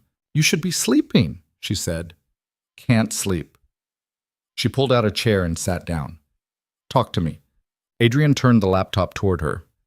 I've been going through everything again. The vendor fraud is bigger than I thought. It's not just FinPoint. Victor's been running the same scheme across 3 other subsidiaries. Different vendors, same playbook. Inflated contracts, shell companies, kickbacks. Celeste leaned forward, studying the screen. How much are we talking? Conservatively, $15 million over 2 years. Her jaw tightened. And you can prove this? Yes, but I need access to files I don't have anymore. Banking records, wire transfers, corporate registrations. He looked at her. Can you get them? Through the audit, yes, but it'll take time. How much time? A week, maybe 2. Adrian shook his head. Victor's not going to wait that long. He's going to come after me harder. After you. We need to move faster. Celeste was quiet for a moment. Then she stood and walked to the window, hands in her pockets. There's another option, she said slowly. What? The company's annual shareholder conference is in 10 days. It's streamed live, broadcasted to investors and media worldwide. If you had ironclad evidence by then, you could present it publicly, in front of everyone. Adrian stared at her. You want me to blow this up in front of the entire world? I want Victor to have nowhere to hide. If you expose him publicly with evidence, the board can't protect him. They'll have to act. She turned to face him. But it's risky. If your evidence isn't bulletproof, you'll look like a liar, and Victor will destroy you. And if it is bulletproof, then you save the company and probably your career. Adrian looked down at his laptop. 10 days. That was all the time he had to build an airtight case against one of the most powerful executives in the company. I'll do it, he said. Celeste walked back to the table and sat down across from him. Then we do it together. They worked until 3 in the morning, mapping out what they needed, who they'd have to contact, how they'd get access to the restricted files. When they finally stopped, Adrian's eyes were burning and his head was pounding. Celeste stood, stretching. Get some sleep. We start again tomorrow. Adrian watched her walk toward her bedroom, then called out, Celeste! She stopped. Thank you, he said, for everything. She looked at him for a long moment. Don't thank me yet. This is about to get a lot worse before it gets better. Then she closed her door, and Adrian was alone with his laptop and the weight of what they were about to do. He checked on Mia one more time. She was still asleep, peaceful, safe. Adrian went to his room, lay down, and finally let himself close his eyes. In 10 days, everything would change. He just had to survive that long. The first crack appeared on day 3. Adrian was hunched over Celeste's dining table, surrounded by printouts and 3 empty coffee mugs, when his phone rang. The new one Celeste's security team had given him. Only 5 people had the number. "Adrian Vale," he answered. "Mr. Vale, this is Janet Holloway from Child Protective Services." Adrian's blood turned to ice. "What?" "We received a report regarding your daughter, Mia. Concerns about her living situation and your ability to provide adequate care. I'd like to schedule a home visit to—" "But who filed the report?" "I'm not at liberty to say, but the allegations are serious enough that we need to—" "This is garbage. Someone's lying to you. Mr. Vale, I understand you're upset, but refusing to cooperate will only make this more difficult. Can you provide your current address so we can— I'll call you back." Adrian hung up and immediately dialed Celeste. She answered on the first ring. "Victor called CPS," he said, his voice shaking. "He reported me for neglect." "Where are you?" "Your place." "With Mia." "Don't move. I'm sending my attorney." She paused. "Adrian, listen to me. This is a scare tactic. He can't take Mia from you, but you need to stay calm and let my legal team handle it." "He's going after my daughter." "I know. And he's going to regret it, 20 minutes later, a woman in her 50s arrived at the penthouse. Sharp suit, sharper eyes, carrying a briefcase that looked like it cost more than Adrian's old car. "I'm Rebecca Marsh," she said, shaking his hand. "I've represented Celeste for 6 years. Tell me everything." Adrian explained. The threatening text, the firing, Victor's veiled comments about Mia's school. Rebecca listened without interrupting, taking notes on a legal pad. When he finished, she set down her pen. "Here's what's going to happen. CPS will insist on a home visit. You'll comply, but I'll be present. They'll see that Mia is healthy, well cared for, and living in safe conditions. The case will be closed within 48 hours. And Victor? Leave him to me." Rebecca's smile was cold. "Filing false reports with CPS is a crime. If we can prove he initiated this, he'll have bigger problems than embezzlement." Adrian wanted to believe her, but the fear wouldn't leave his chest. Rebecca left an hour later. Adrian checked on Mia, who was in the guest room doing homework. She looked up when he walked in. "Who was that lady?" "A friend of Celeste's." "Is everything okay, Daddy?" Adrian sat on the edge of the bed. "Yeah, baby. Everything's fine." Mia studied his face with those 2 serious eyes. "You're lying." He almost laughed. "Maybe a little." "Is someone trying to hurt us?" Adrian pulled her close. "Someone's trying to scare us. But they won't win, I promise." Mia hugged him tight. "I believe you." That night, Celeste came home late again. Adrian was still at the table, working through wire transfer records the forensic team had sent over. She dropped into the chair across from him without taking off her coat. "How's Mia?" she asked. "Asleep." Rebecca came by. "She said the CPS thing will blow over." "It will." "How can you be sure, Naz?" Celeste met his eyes. "Because Victor made a mistake. He went after a child. That's the kind of thing that turns allies into enemies.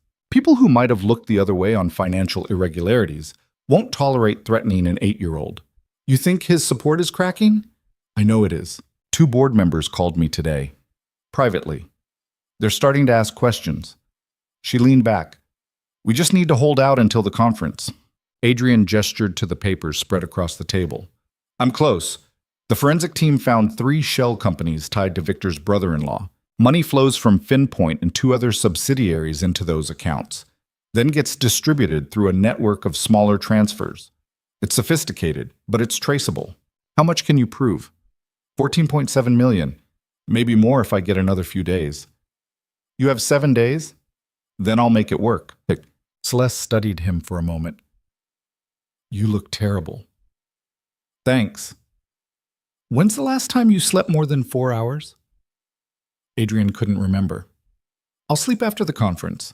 You'll collapse before the conference if you keep this up." She stood. "Come on." "Where are we going?" "The kitchen. You need to eat something that isn't coffee." No.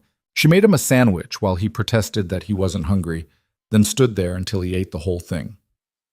When he finished, she poured him a glass of water. "You're not doing Mia any good if you burn out," she said quietly.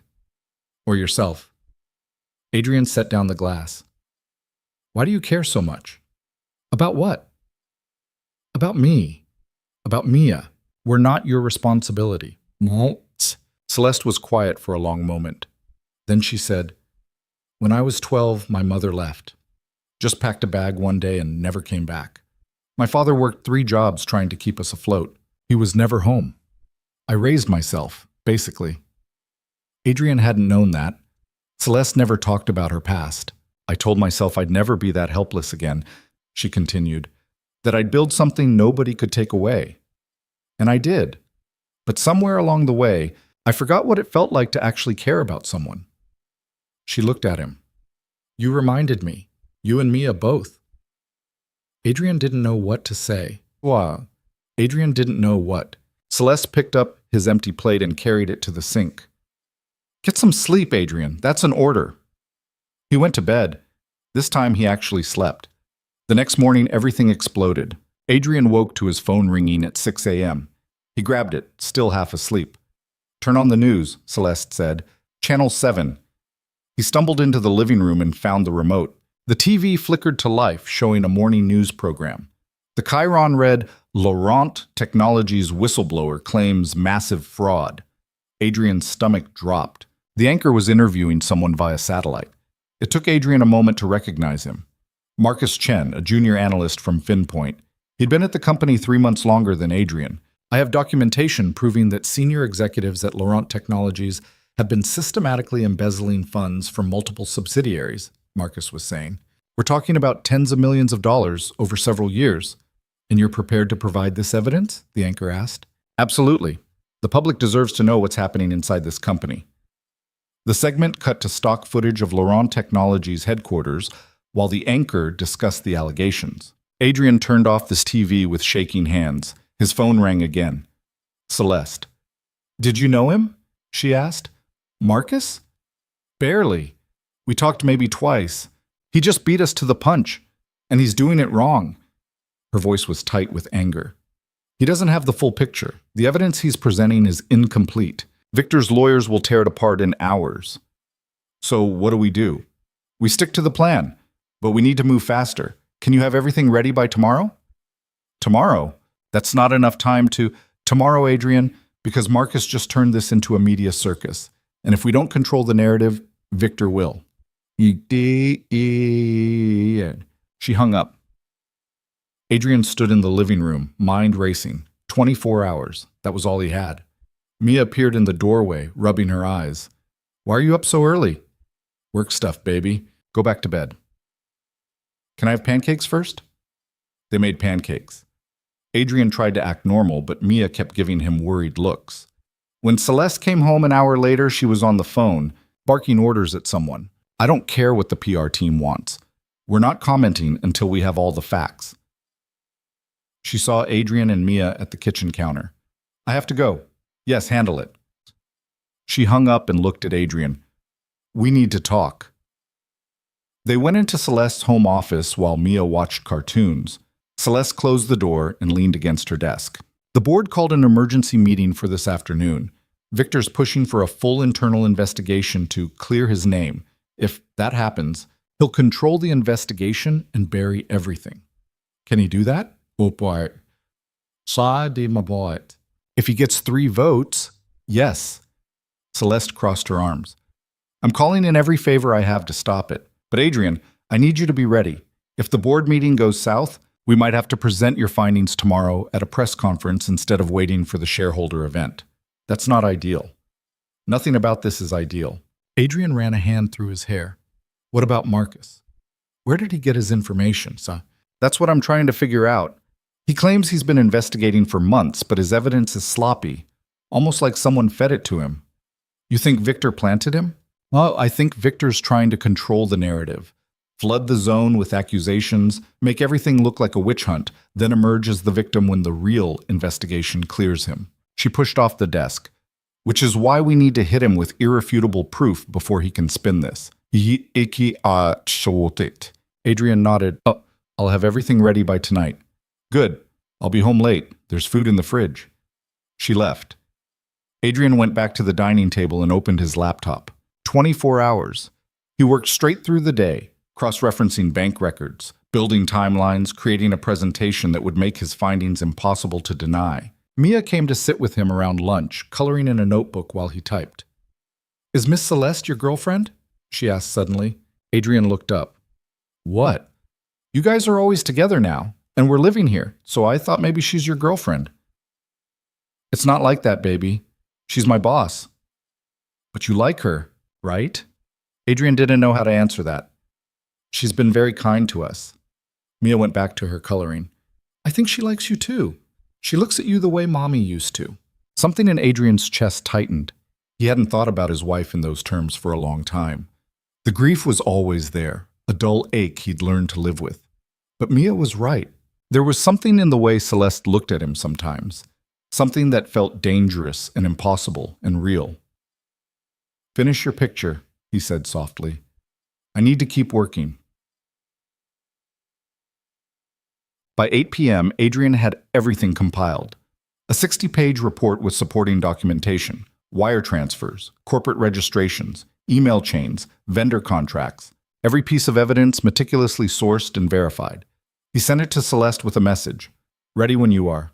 She called immediately. "This is good," she said. "Really good. But we have a problem." "What kind of problem?" "Var?" "Mike." The board meeting went exactly as badly as I expected. Victor convinced them to launch an internal investigation. It'll be led by an outside firm, but he gets to approve the firm, which means he'll pick someone he controls. So he wins. Not yet. I'm calling a press conference for tomorrow morning. You'll present your findings publicly before Victor can bury them. Adrian's pulse spiked. A press conference? 10 a.m. I'll have our communications team set it up. You'll walk through the evidence, answer questions, and make it clear that this isn't speculation. It's fact. Celeste, I'm not... You're the only one who can do this, Adrian. You found it. You built the case. It has to come from you. The media is going to eat me alive. Probably, but you'll survive. Her voice softened. I'll be right there with you. You won't be alone. Adrian closed his eyes. Okay, get some sleep. Tomorrow's going to be brutal. She hung up. Adrian sat at the table for a long time, staring at his laptop screen. Then he got up and checked on Mia. She was asleep, her coloring notebook on the nightstand. He kissed her forehead and went to his room. Sleep didn't come. He lay in the dark, running through his presentation in his head, imagining every question reporters might ask. By the time the sun came up, he'd slept maybe 2 hours. Celeste was already awake when he emerged. She was in the kitchen, dressed in a dark suit, reviewing something on her tablet. Coffee's ready, she said without looking up. Adrian poured himself a cup. His hands were shaking. You're nervous, Celeste observed. Of course I'm nervous. I'm about to accuse a senior executive of embezzling millions on live television. You're not accusing, you're presenting facts. Victor's going to destroy me. Well, Celeste set down her tablet and looked at him. Victor's already tried to destroy you. He fired you, threatened your daughter, called CPS. What's left for him to do? Plenty. Then let him try, because today you're taking away the only weapon he has left. She walked over and stood in front of him. Control. He's controlled the narrative, controlled the board, controlled the company's response. Today, you take that control away, and he'll have nowhere to hide.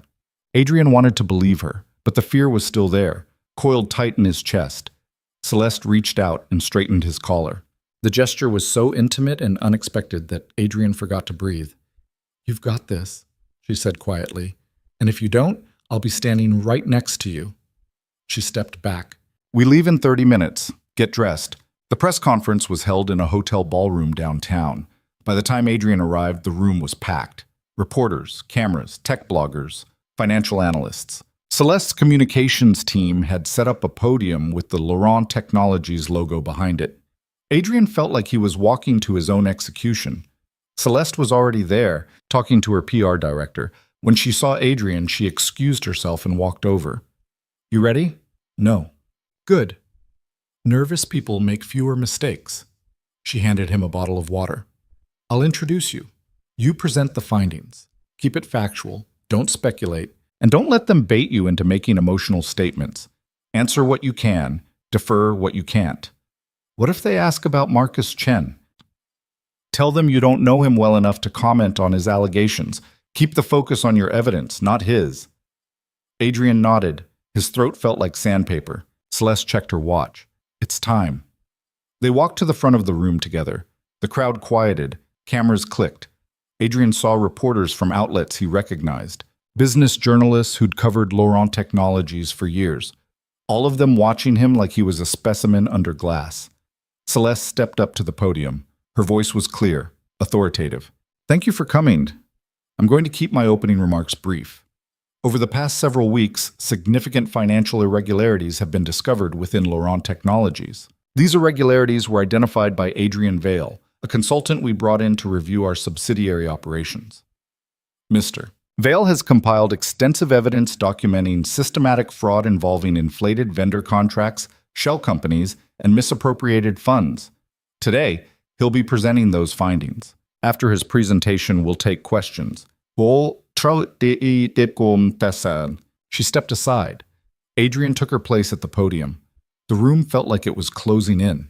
He gripped the edges of the podium and forced himself to look at the crowd.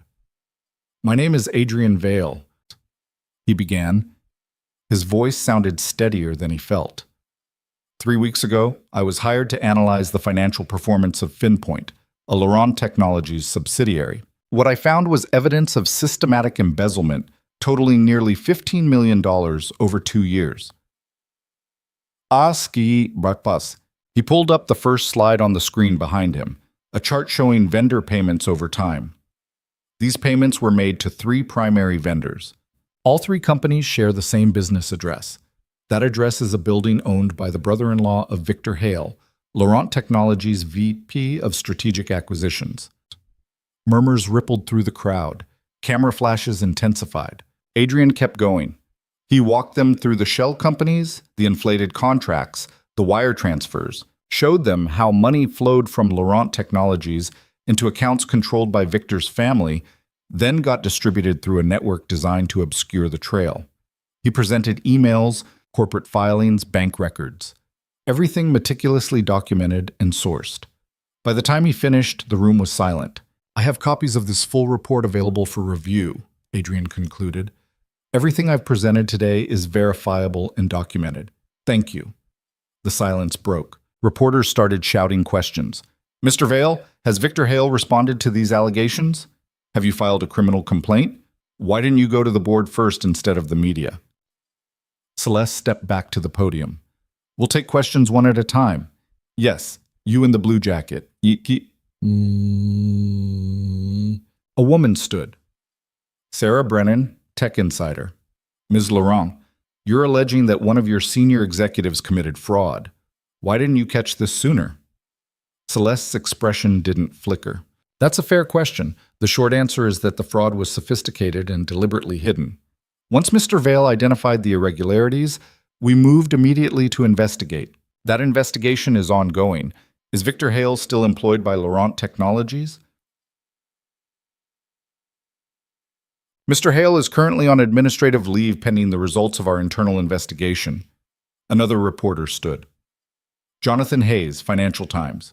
Mr. Vale, you were fired by Victor Hale last week. Isn't this just retaliation? Adrian leaned toward the microphone. I was fired after presenting preliminary findings about vendor fraud to senior executives. I stand by those findings. Everything I've presented today is factual and documented. But you have a personal grudge against Mr. Hale. I have evidence of fraud. Whether or not I have a personal grudge is irrelevant to the facts. The questions kept coming, some hostile, some skeptical, some genuinely curious. Adrian answered what he could, deferred to Celeste when appropriate, and tried not to let his nerves show. After 30 minutes, Celeste ended the press conference. That's all we have time for today. Full documentation will be made available to law enforcement and the appropriate regulatory bodies. Thank you. She stepped away from the podium. Adrian followed her out of the ballroom, through a side door into a quiet hallway. The moment the door closed, Adrian leaned against the wall and exhaled hard. You did good, Celeste said. I thought I was going to pass out. But you didn't. She pulled out her phone, which was already buzzing with calls. This is going to be everywhere in an hour. Victor's going to respond fast. Be ready. What do you think he'll say? that you're a disgruntled ex-employee with a vendetta, that your evidence is circumstantial, that this is a witch hunt designed to undermine him. She glanced up from her phone. But it won't matter. The evidence speaks for itself. Adrian wanted to believe her, but he'd learned not to underestimate Victor. They left through a back exit to avoid reporters. The SUV was waiting. Marcus drove them back to the penthouse in silence. When they arrived, Mia was in the living room with the woman Celeste had hired to watch her. The moment Mia saw Adrian, she ran over and hugged him. "I saw you on TV," she said. "You were really good." Adrian held her tight. "Thanks, baby." "Are you famous now?" "I don't think so. You looked famous." Celeste dismissed the sitter and disappeared into her office. Adrian made Mia lunch, helped her with a school project, tried to act like everything was normal. But his phone wouldn't stop buzzing. Messages from reporters, former colleagues, people he hadn't talked to in years. Everyone wanted a comment, a quote, an inside scoop. He turned off the phone. That evening, Celeste emerged from her office looking exhausted. She dropped onto the couch next to Adrian, who was watching Mia play with a puzzle. "Victor held his own press conference an hour ago," she said. Adrian's stomach tightened. "And?" "He called you a liar, said your evidence is fabricated, accused me of orchestrating a smear campaign because I wanted him out of the company." She rubbed her temples. "He's good." He sounded sincere, wounded, like a man being wrongly accused. Did anyone believe him? Some people will, but the evidence is solid, Adrian. The forensic audit I commissioned is backing up your findings. Law enforcement has already opened an investigation.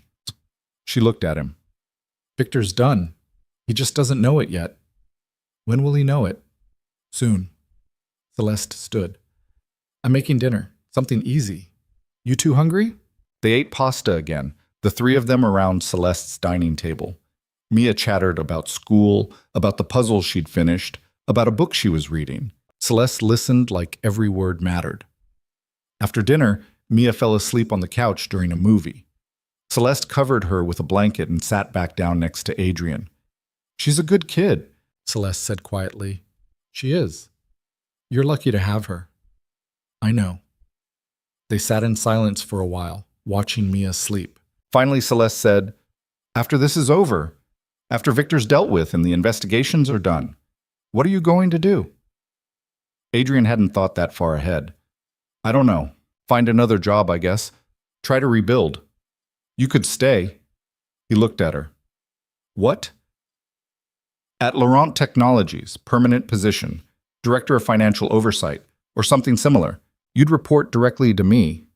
Good salary, real authority." Adrian didn't know what to say. "Why would you offer me that?" "Equal. Because you're good at what you do. Because the company needs someone who isn't afraid to ask hard questions. Because I trust you."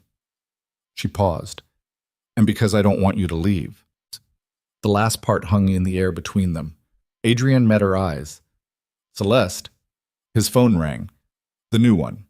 He'd turned it back on an hour ago. He checked the screen. Unknown number. "Don't answer it," Celeste said. But something told Adrian he needed to. He accepted the call. "Adrian Vale." "Mr. Vale, this is Detective Morrison, NYPD Financial Crimes Unit. We need you to come down to the precinct for questioning." Adrian's blood ran cold. "Questioning about what?"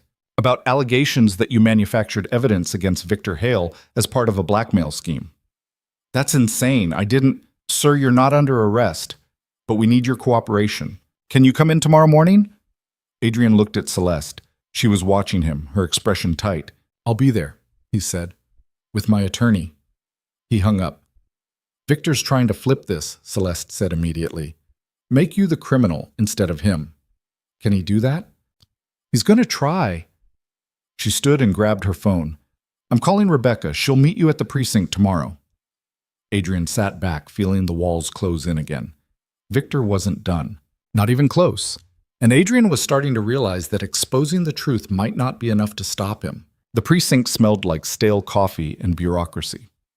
Adrian sat in an interview room with Rebecca Marsh on his left and Detective Morrison across the table. Morrison was 50s, balding, with the tired eyes of someone who'd seen every kind of lie. His partner, a younger woman named Chen, stood by the door taking notes. "Let's start simple," Morrison said. "How long have you known Victor Hale?" "About a month, since I started working at Laurent Technologies."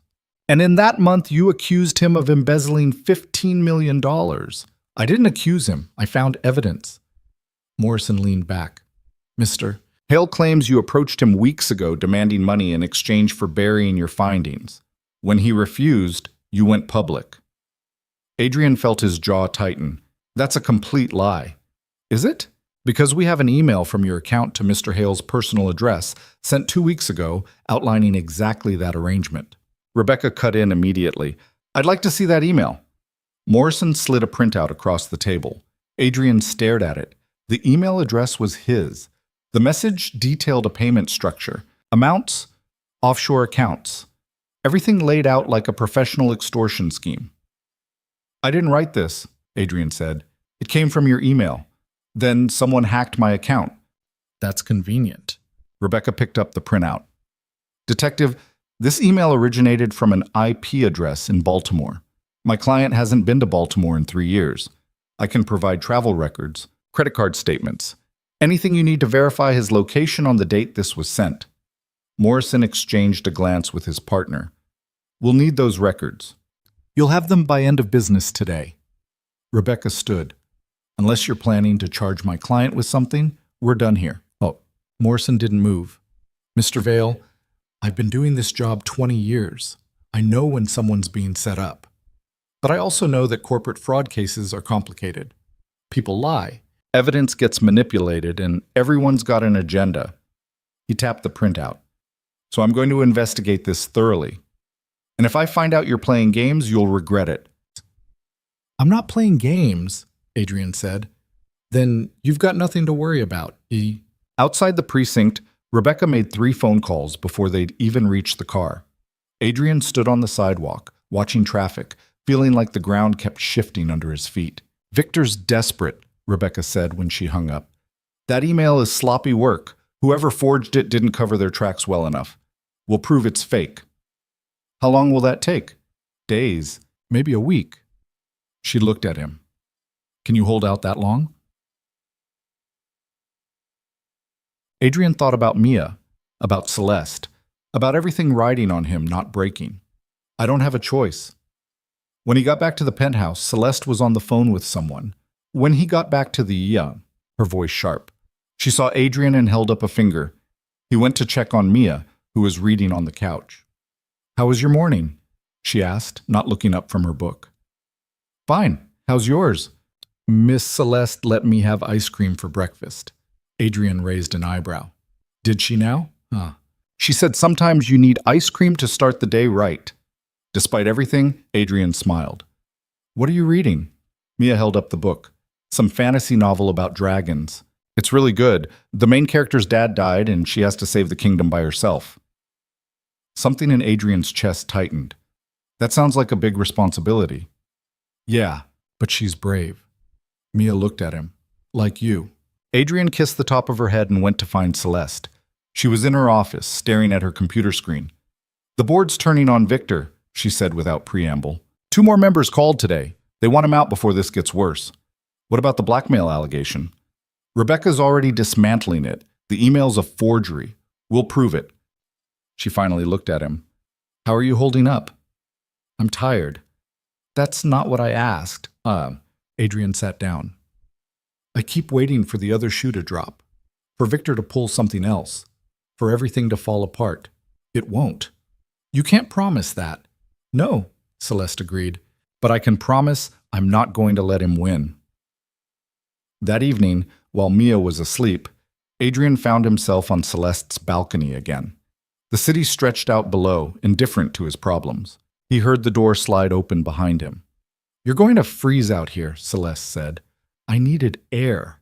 She stood next to him, close enough that their shoulders almost touched. "I spoke to the forensic accounting firm. Their report confirms everything you found. Victor's finished." "When will it be public?" "Tomorrow. They're briefing the board in the morning, then releasing a summary to the media." Adrian let that sink in. "So it's really over." "Almost." Celeste turned to face him. Adrian, I need to tell you something. Something in her tone made him nervous. What? When this started, when I hired you, I knew there was something wrong with FinPoint, but I didn't know it was Victor. I thought maybe it was incompetence, bad management, something fixable. She paused. I used you. I put you in a situation where you'd inevitably clash with him because I needed someone to ask the questions I couldn't ask without starting a war. Adrian had suspected as much. I know. You know. I figured it out after the first week. You're not subtle, Celeste. She almost smiled. Then why did you stay? Because I needed the job. Because Mia deserved better than what I could give her on my own. Because... He stopped. Because what? Because you were the first person in 2 years who looked at me like I was worth something. Celeste held his gaze. The city lights reflected in her eyes, making them look softer than usual. You are worth something, she said quietly. More than you know. Celeste. She kissed him. It was sudden, fierce, and completely unexpected. Adrian froze for half a second, then kissed her back. Her hands were cold from the night air, her lips warm. When she pulled away, they were both breathing hard. I shouldn't have done that, Celeste said. Why not? Because you work for me. Because there's a power imbalance. Because it's complicated. Everything about this is complicated. She laughed, and it was the first time Adrian had heard her laugh like that. Genuine, unguarded. That's true. They stood there for a moment, neither moving, both trying to figure out what came next. I should go to bed, Adrian said finally. Probably. But neither of them moved.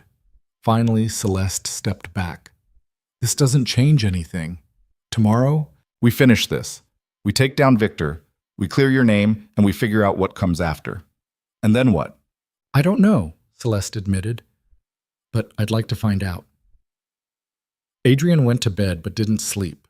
His mind wouldn't stop replaying the kiss, the conversation, the feeling of Celeste's hand against his cheek. He'd spent 2 years telling himself he was broken, that he didn't deserve anything good, that survival was the best he could hope for. Maybe he'd been wrong. The next morning, everything moved fast. The forensic accounting firm released their report at 9 a.m. By 10, every major news outlet was running the story. Victor Hale, senior executive at Laurent Technologies, had embezzled $14.8 million over 2 years through a network of shell companies and fraudulent vendor contracts. The evidence was overwhelming, documented, irrefutable. By noon, federal prosecutors had announced an investigation. By 2 p.m., Victor's attorney released a statement claiming his client was innocent and would fight the charges vigorously. By 3 p.m., Laurent Technologies' board voted unanimously to terminate Victor's employment and refer the matter to law enforcement. Adrian watched it all unfold from Celeste's penthouse, his phone buzzing constantly with messages from reporters, former colleagues, people he barely knew. Rebecca called to tell him the blackmail investigation had been dropped after the NYPD's cyber unit traced the forged email to an IP address in Victor's building. You're clear, Rebecca said. Completely. Adrian sat down hard on the couch. Just like that? Just like that. Victor overplayed his hand. The forgery was sloppy, and once we proved it came from his network, the whole narrative collapsed. She paused. Congratulations, Adrian. You won. He didn't feel like he'd won. He felt exhausted. That night, Celeste came home early. She found Adrian and Mia in the kitchen, making dinner together. Mia was standing on a chair, stirring something in a pot, while Adrian chopped vegetables. Can I help? Celeste asked. Mia beamed. You can set the table. They ate together, the three of them, talking about nothing important. Mia told a story about a boy at school who'd brought a frog to class. Celeste talked about a meeting that had run too long. Adrian just listened, letting the normalcy of it wash over him.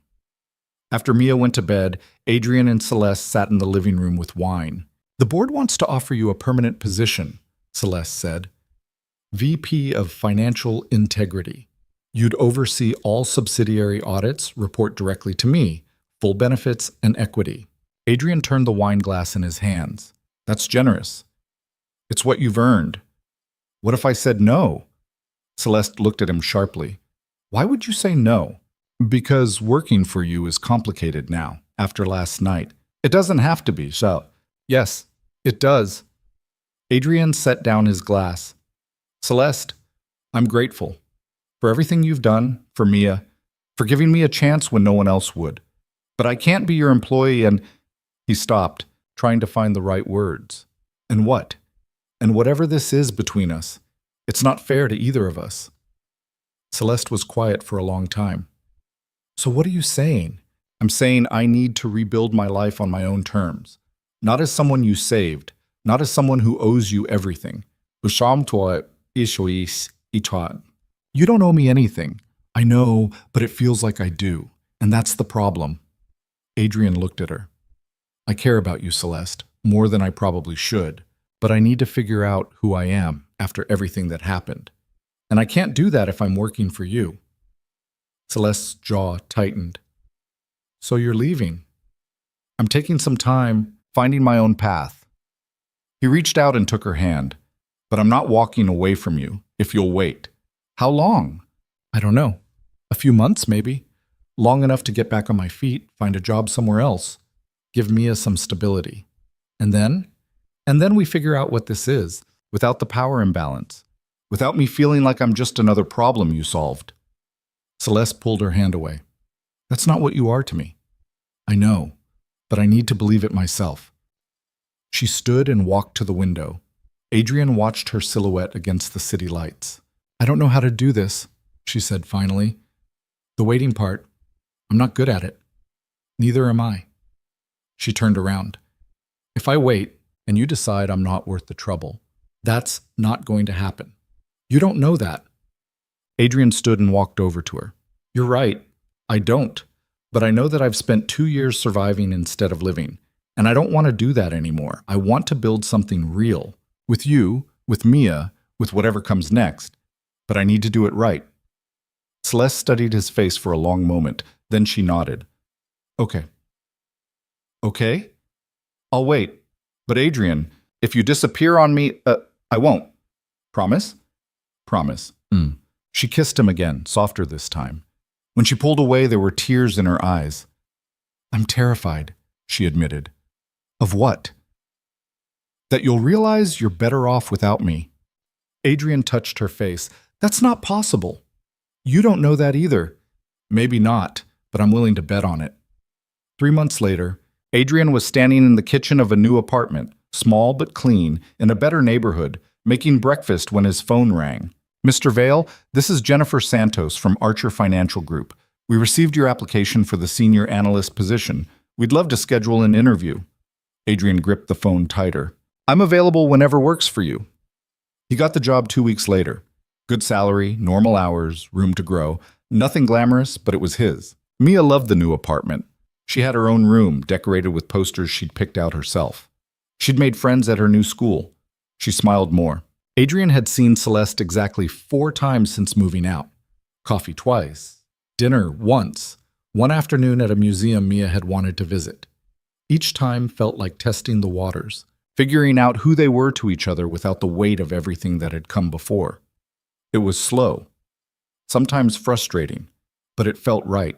6 months after leaving Celeste's penthouse, Adrian was putting Mia to bed when she asked, Are you going to marry Miss Celeste? Adrian paused in the doorway. Why would you ask that? Because you're happy when you talk about her, and she's happy when she talks about you. When does she talk about me? Mia grinned. She calls sometimes. When you're at work, we talk. Adrian didn't know whether to be amused or concerned. What do you talk about? Stuff. She asks about school. I ask about her company. Mia pulled her blanket up. I told her you should ask her to marry you. Mia, what? You should. She's nice and pretty, and she makes really good pasta. Adrian sat on the edge of the bed. It's more complicated than that, baby. Why? Because grown-up relationships are complicated. Mia rolled her eyes. That's what grown-ups always say when they're being scared. When did you get so smart? I've always been smart. You just don't notice because you're busy being worried all the time. That hit harder than Adrian expected. Am I worried all the time? Not as much as before, but still kind of. Mia reached out and took his hand. Daddy, Mom would want you to be happy. You know that, right? Adrian felt his throat tighten. Yeah, baby, I know. Then be happy. With Miss Celeste, because she makes you happy, and you make her happy, and that's what matters. Adrian kissed her forehead. When did you turn 40? I'm 8. Could have fooled me. A year after the press conference that brought down Victor Hale, Adrian stood outside a courthouse watching federal marshals escort Victor inside in handcuffs. The trial had been swift, the evidence overwhelming. Victor had been convicted on 11 counts of fraud, embezzlement, and conspiracy. He was facing 20 years. Celeste stood next to Adrian on the courthouse steps, her hand in his. How do you feel? She asked. Like it's finally over. Good. She squeezed his hand. Because I have something to ask you. What? Laurent Technologies is launching a new division, Financial Ethics and Oversight. Independent from the executive structure, reports directly to the board. I want you to run it. Adrian looked at her. Celeste, before you say no, hear me out. It's not a favor. It's not charity. You'd be hired by the board, not by me. Separate reporting structure, complete autonomy. I'd have no authority over your work. Why are you telling me this? Because the board asked me to approach you. Because you're the best person for the job. And because I want Laurent Technologies to be the kind of company that doesn't hide from its mistakes. She paused.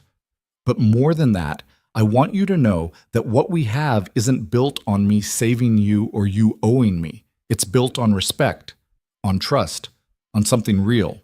Adrian turned to face her fully. People were walking past them, cameras still lingering near the courthouse entrance, but he didn't care. I love you, he said. Celeste blinked. What?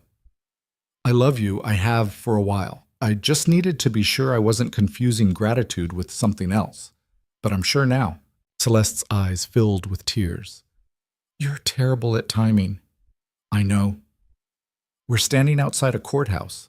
I know that too. She laughed and kissed him, right there on the steps. While reporters shouted questions, they both ignored. When they finally pulled apart, Celeste said, I love you too, in case that wasn't clear.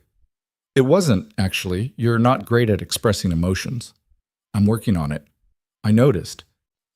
They walked back to the car hand in hand. Marcus was waiting, as stoic as ever, but Adrian could have sworn he saw the man smile.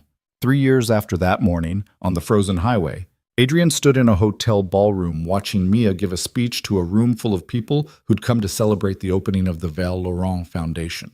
She was 11 now, taller, more confident. She wore a blue dress Celeste had helped her pick out and spoke into the microphone without a trace of nervousness.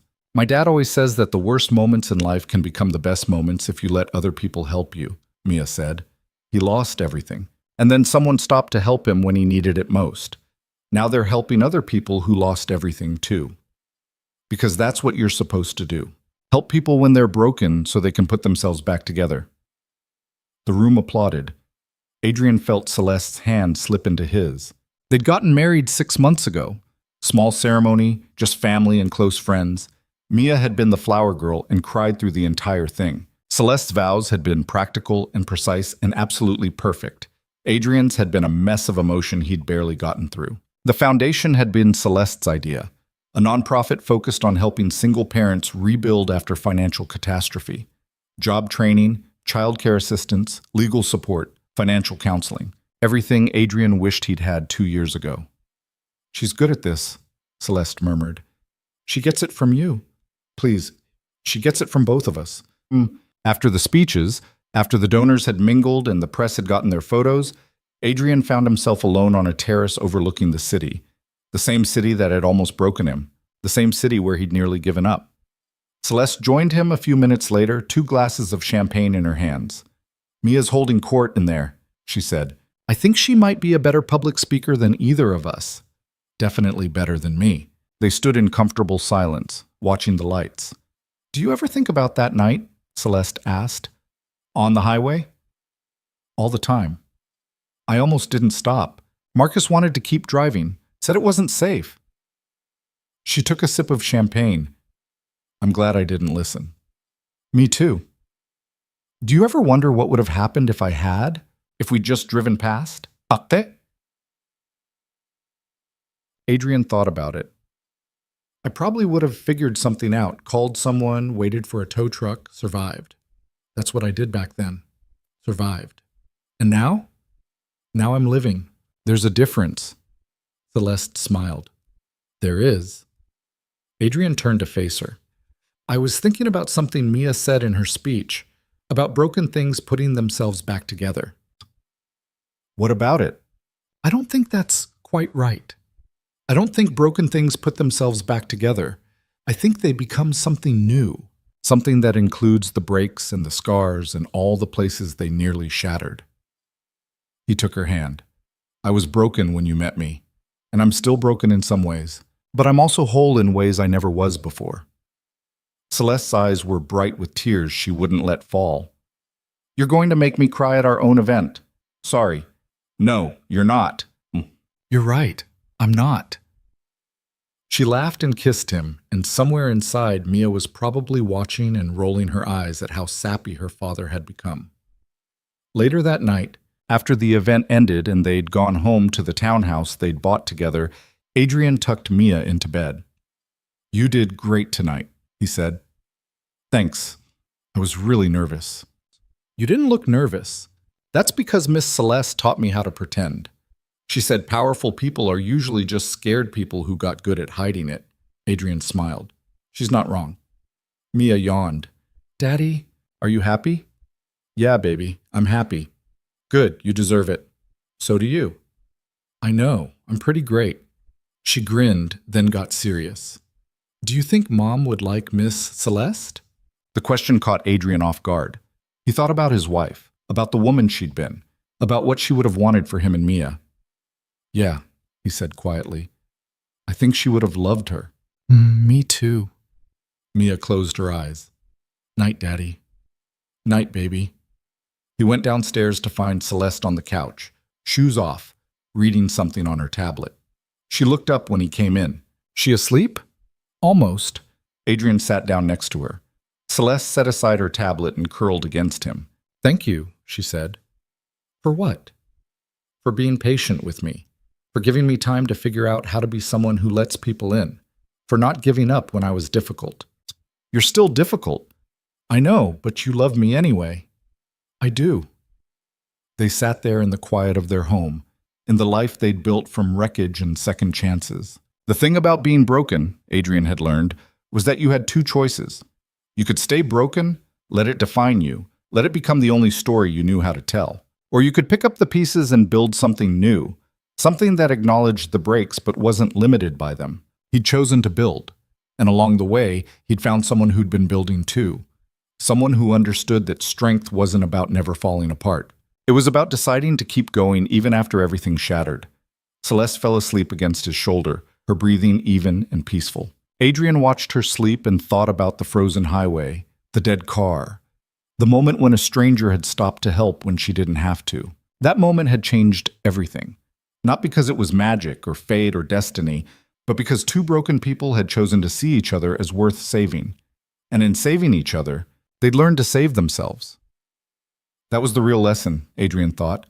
Not that you needed someone to rescue you, but that sometimes the act of helping another person helped you remember why you were worth helping in the first place. He closed his eyes and let himself rest, surrounded by the family he'd found in the ruins of the family he'd lost.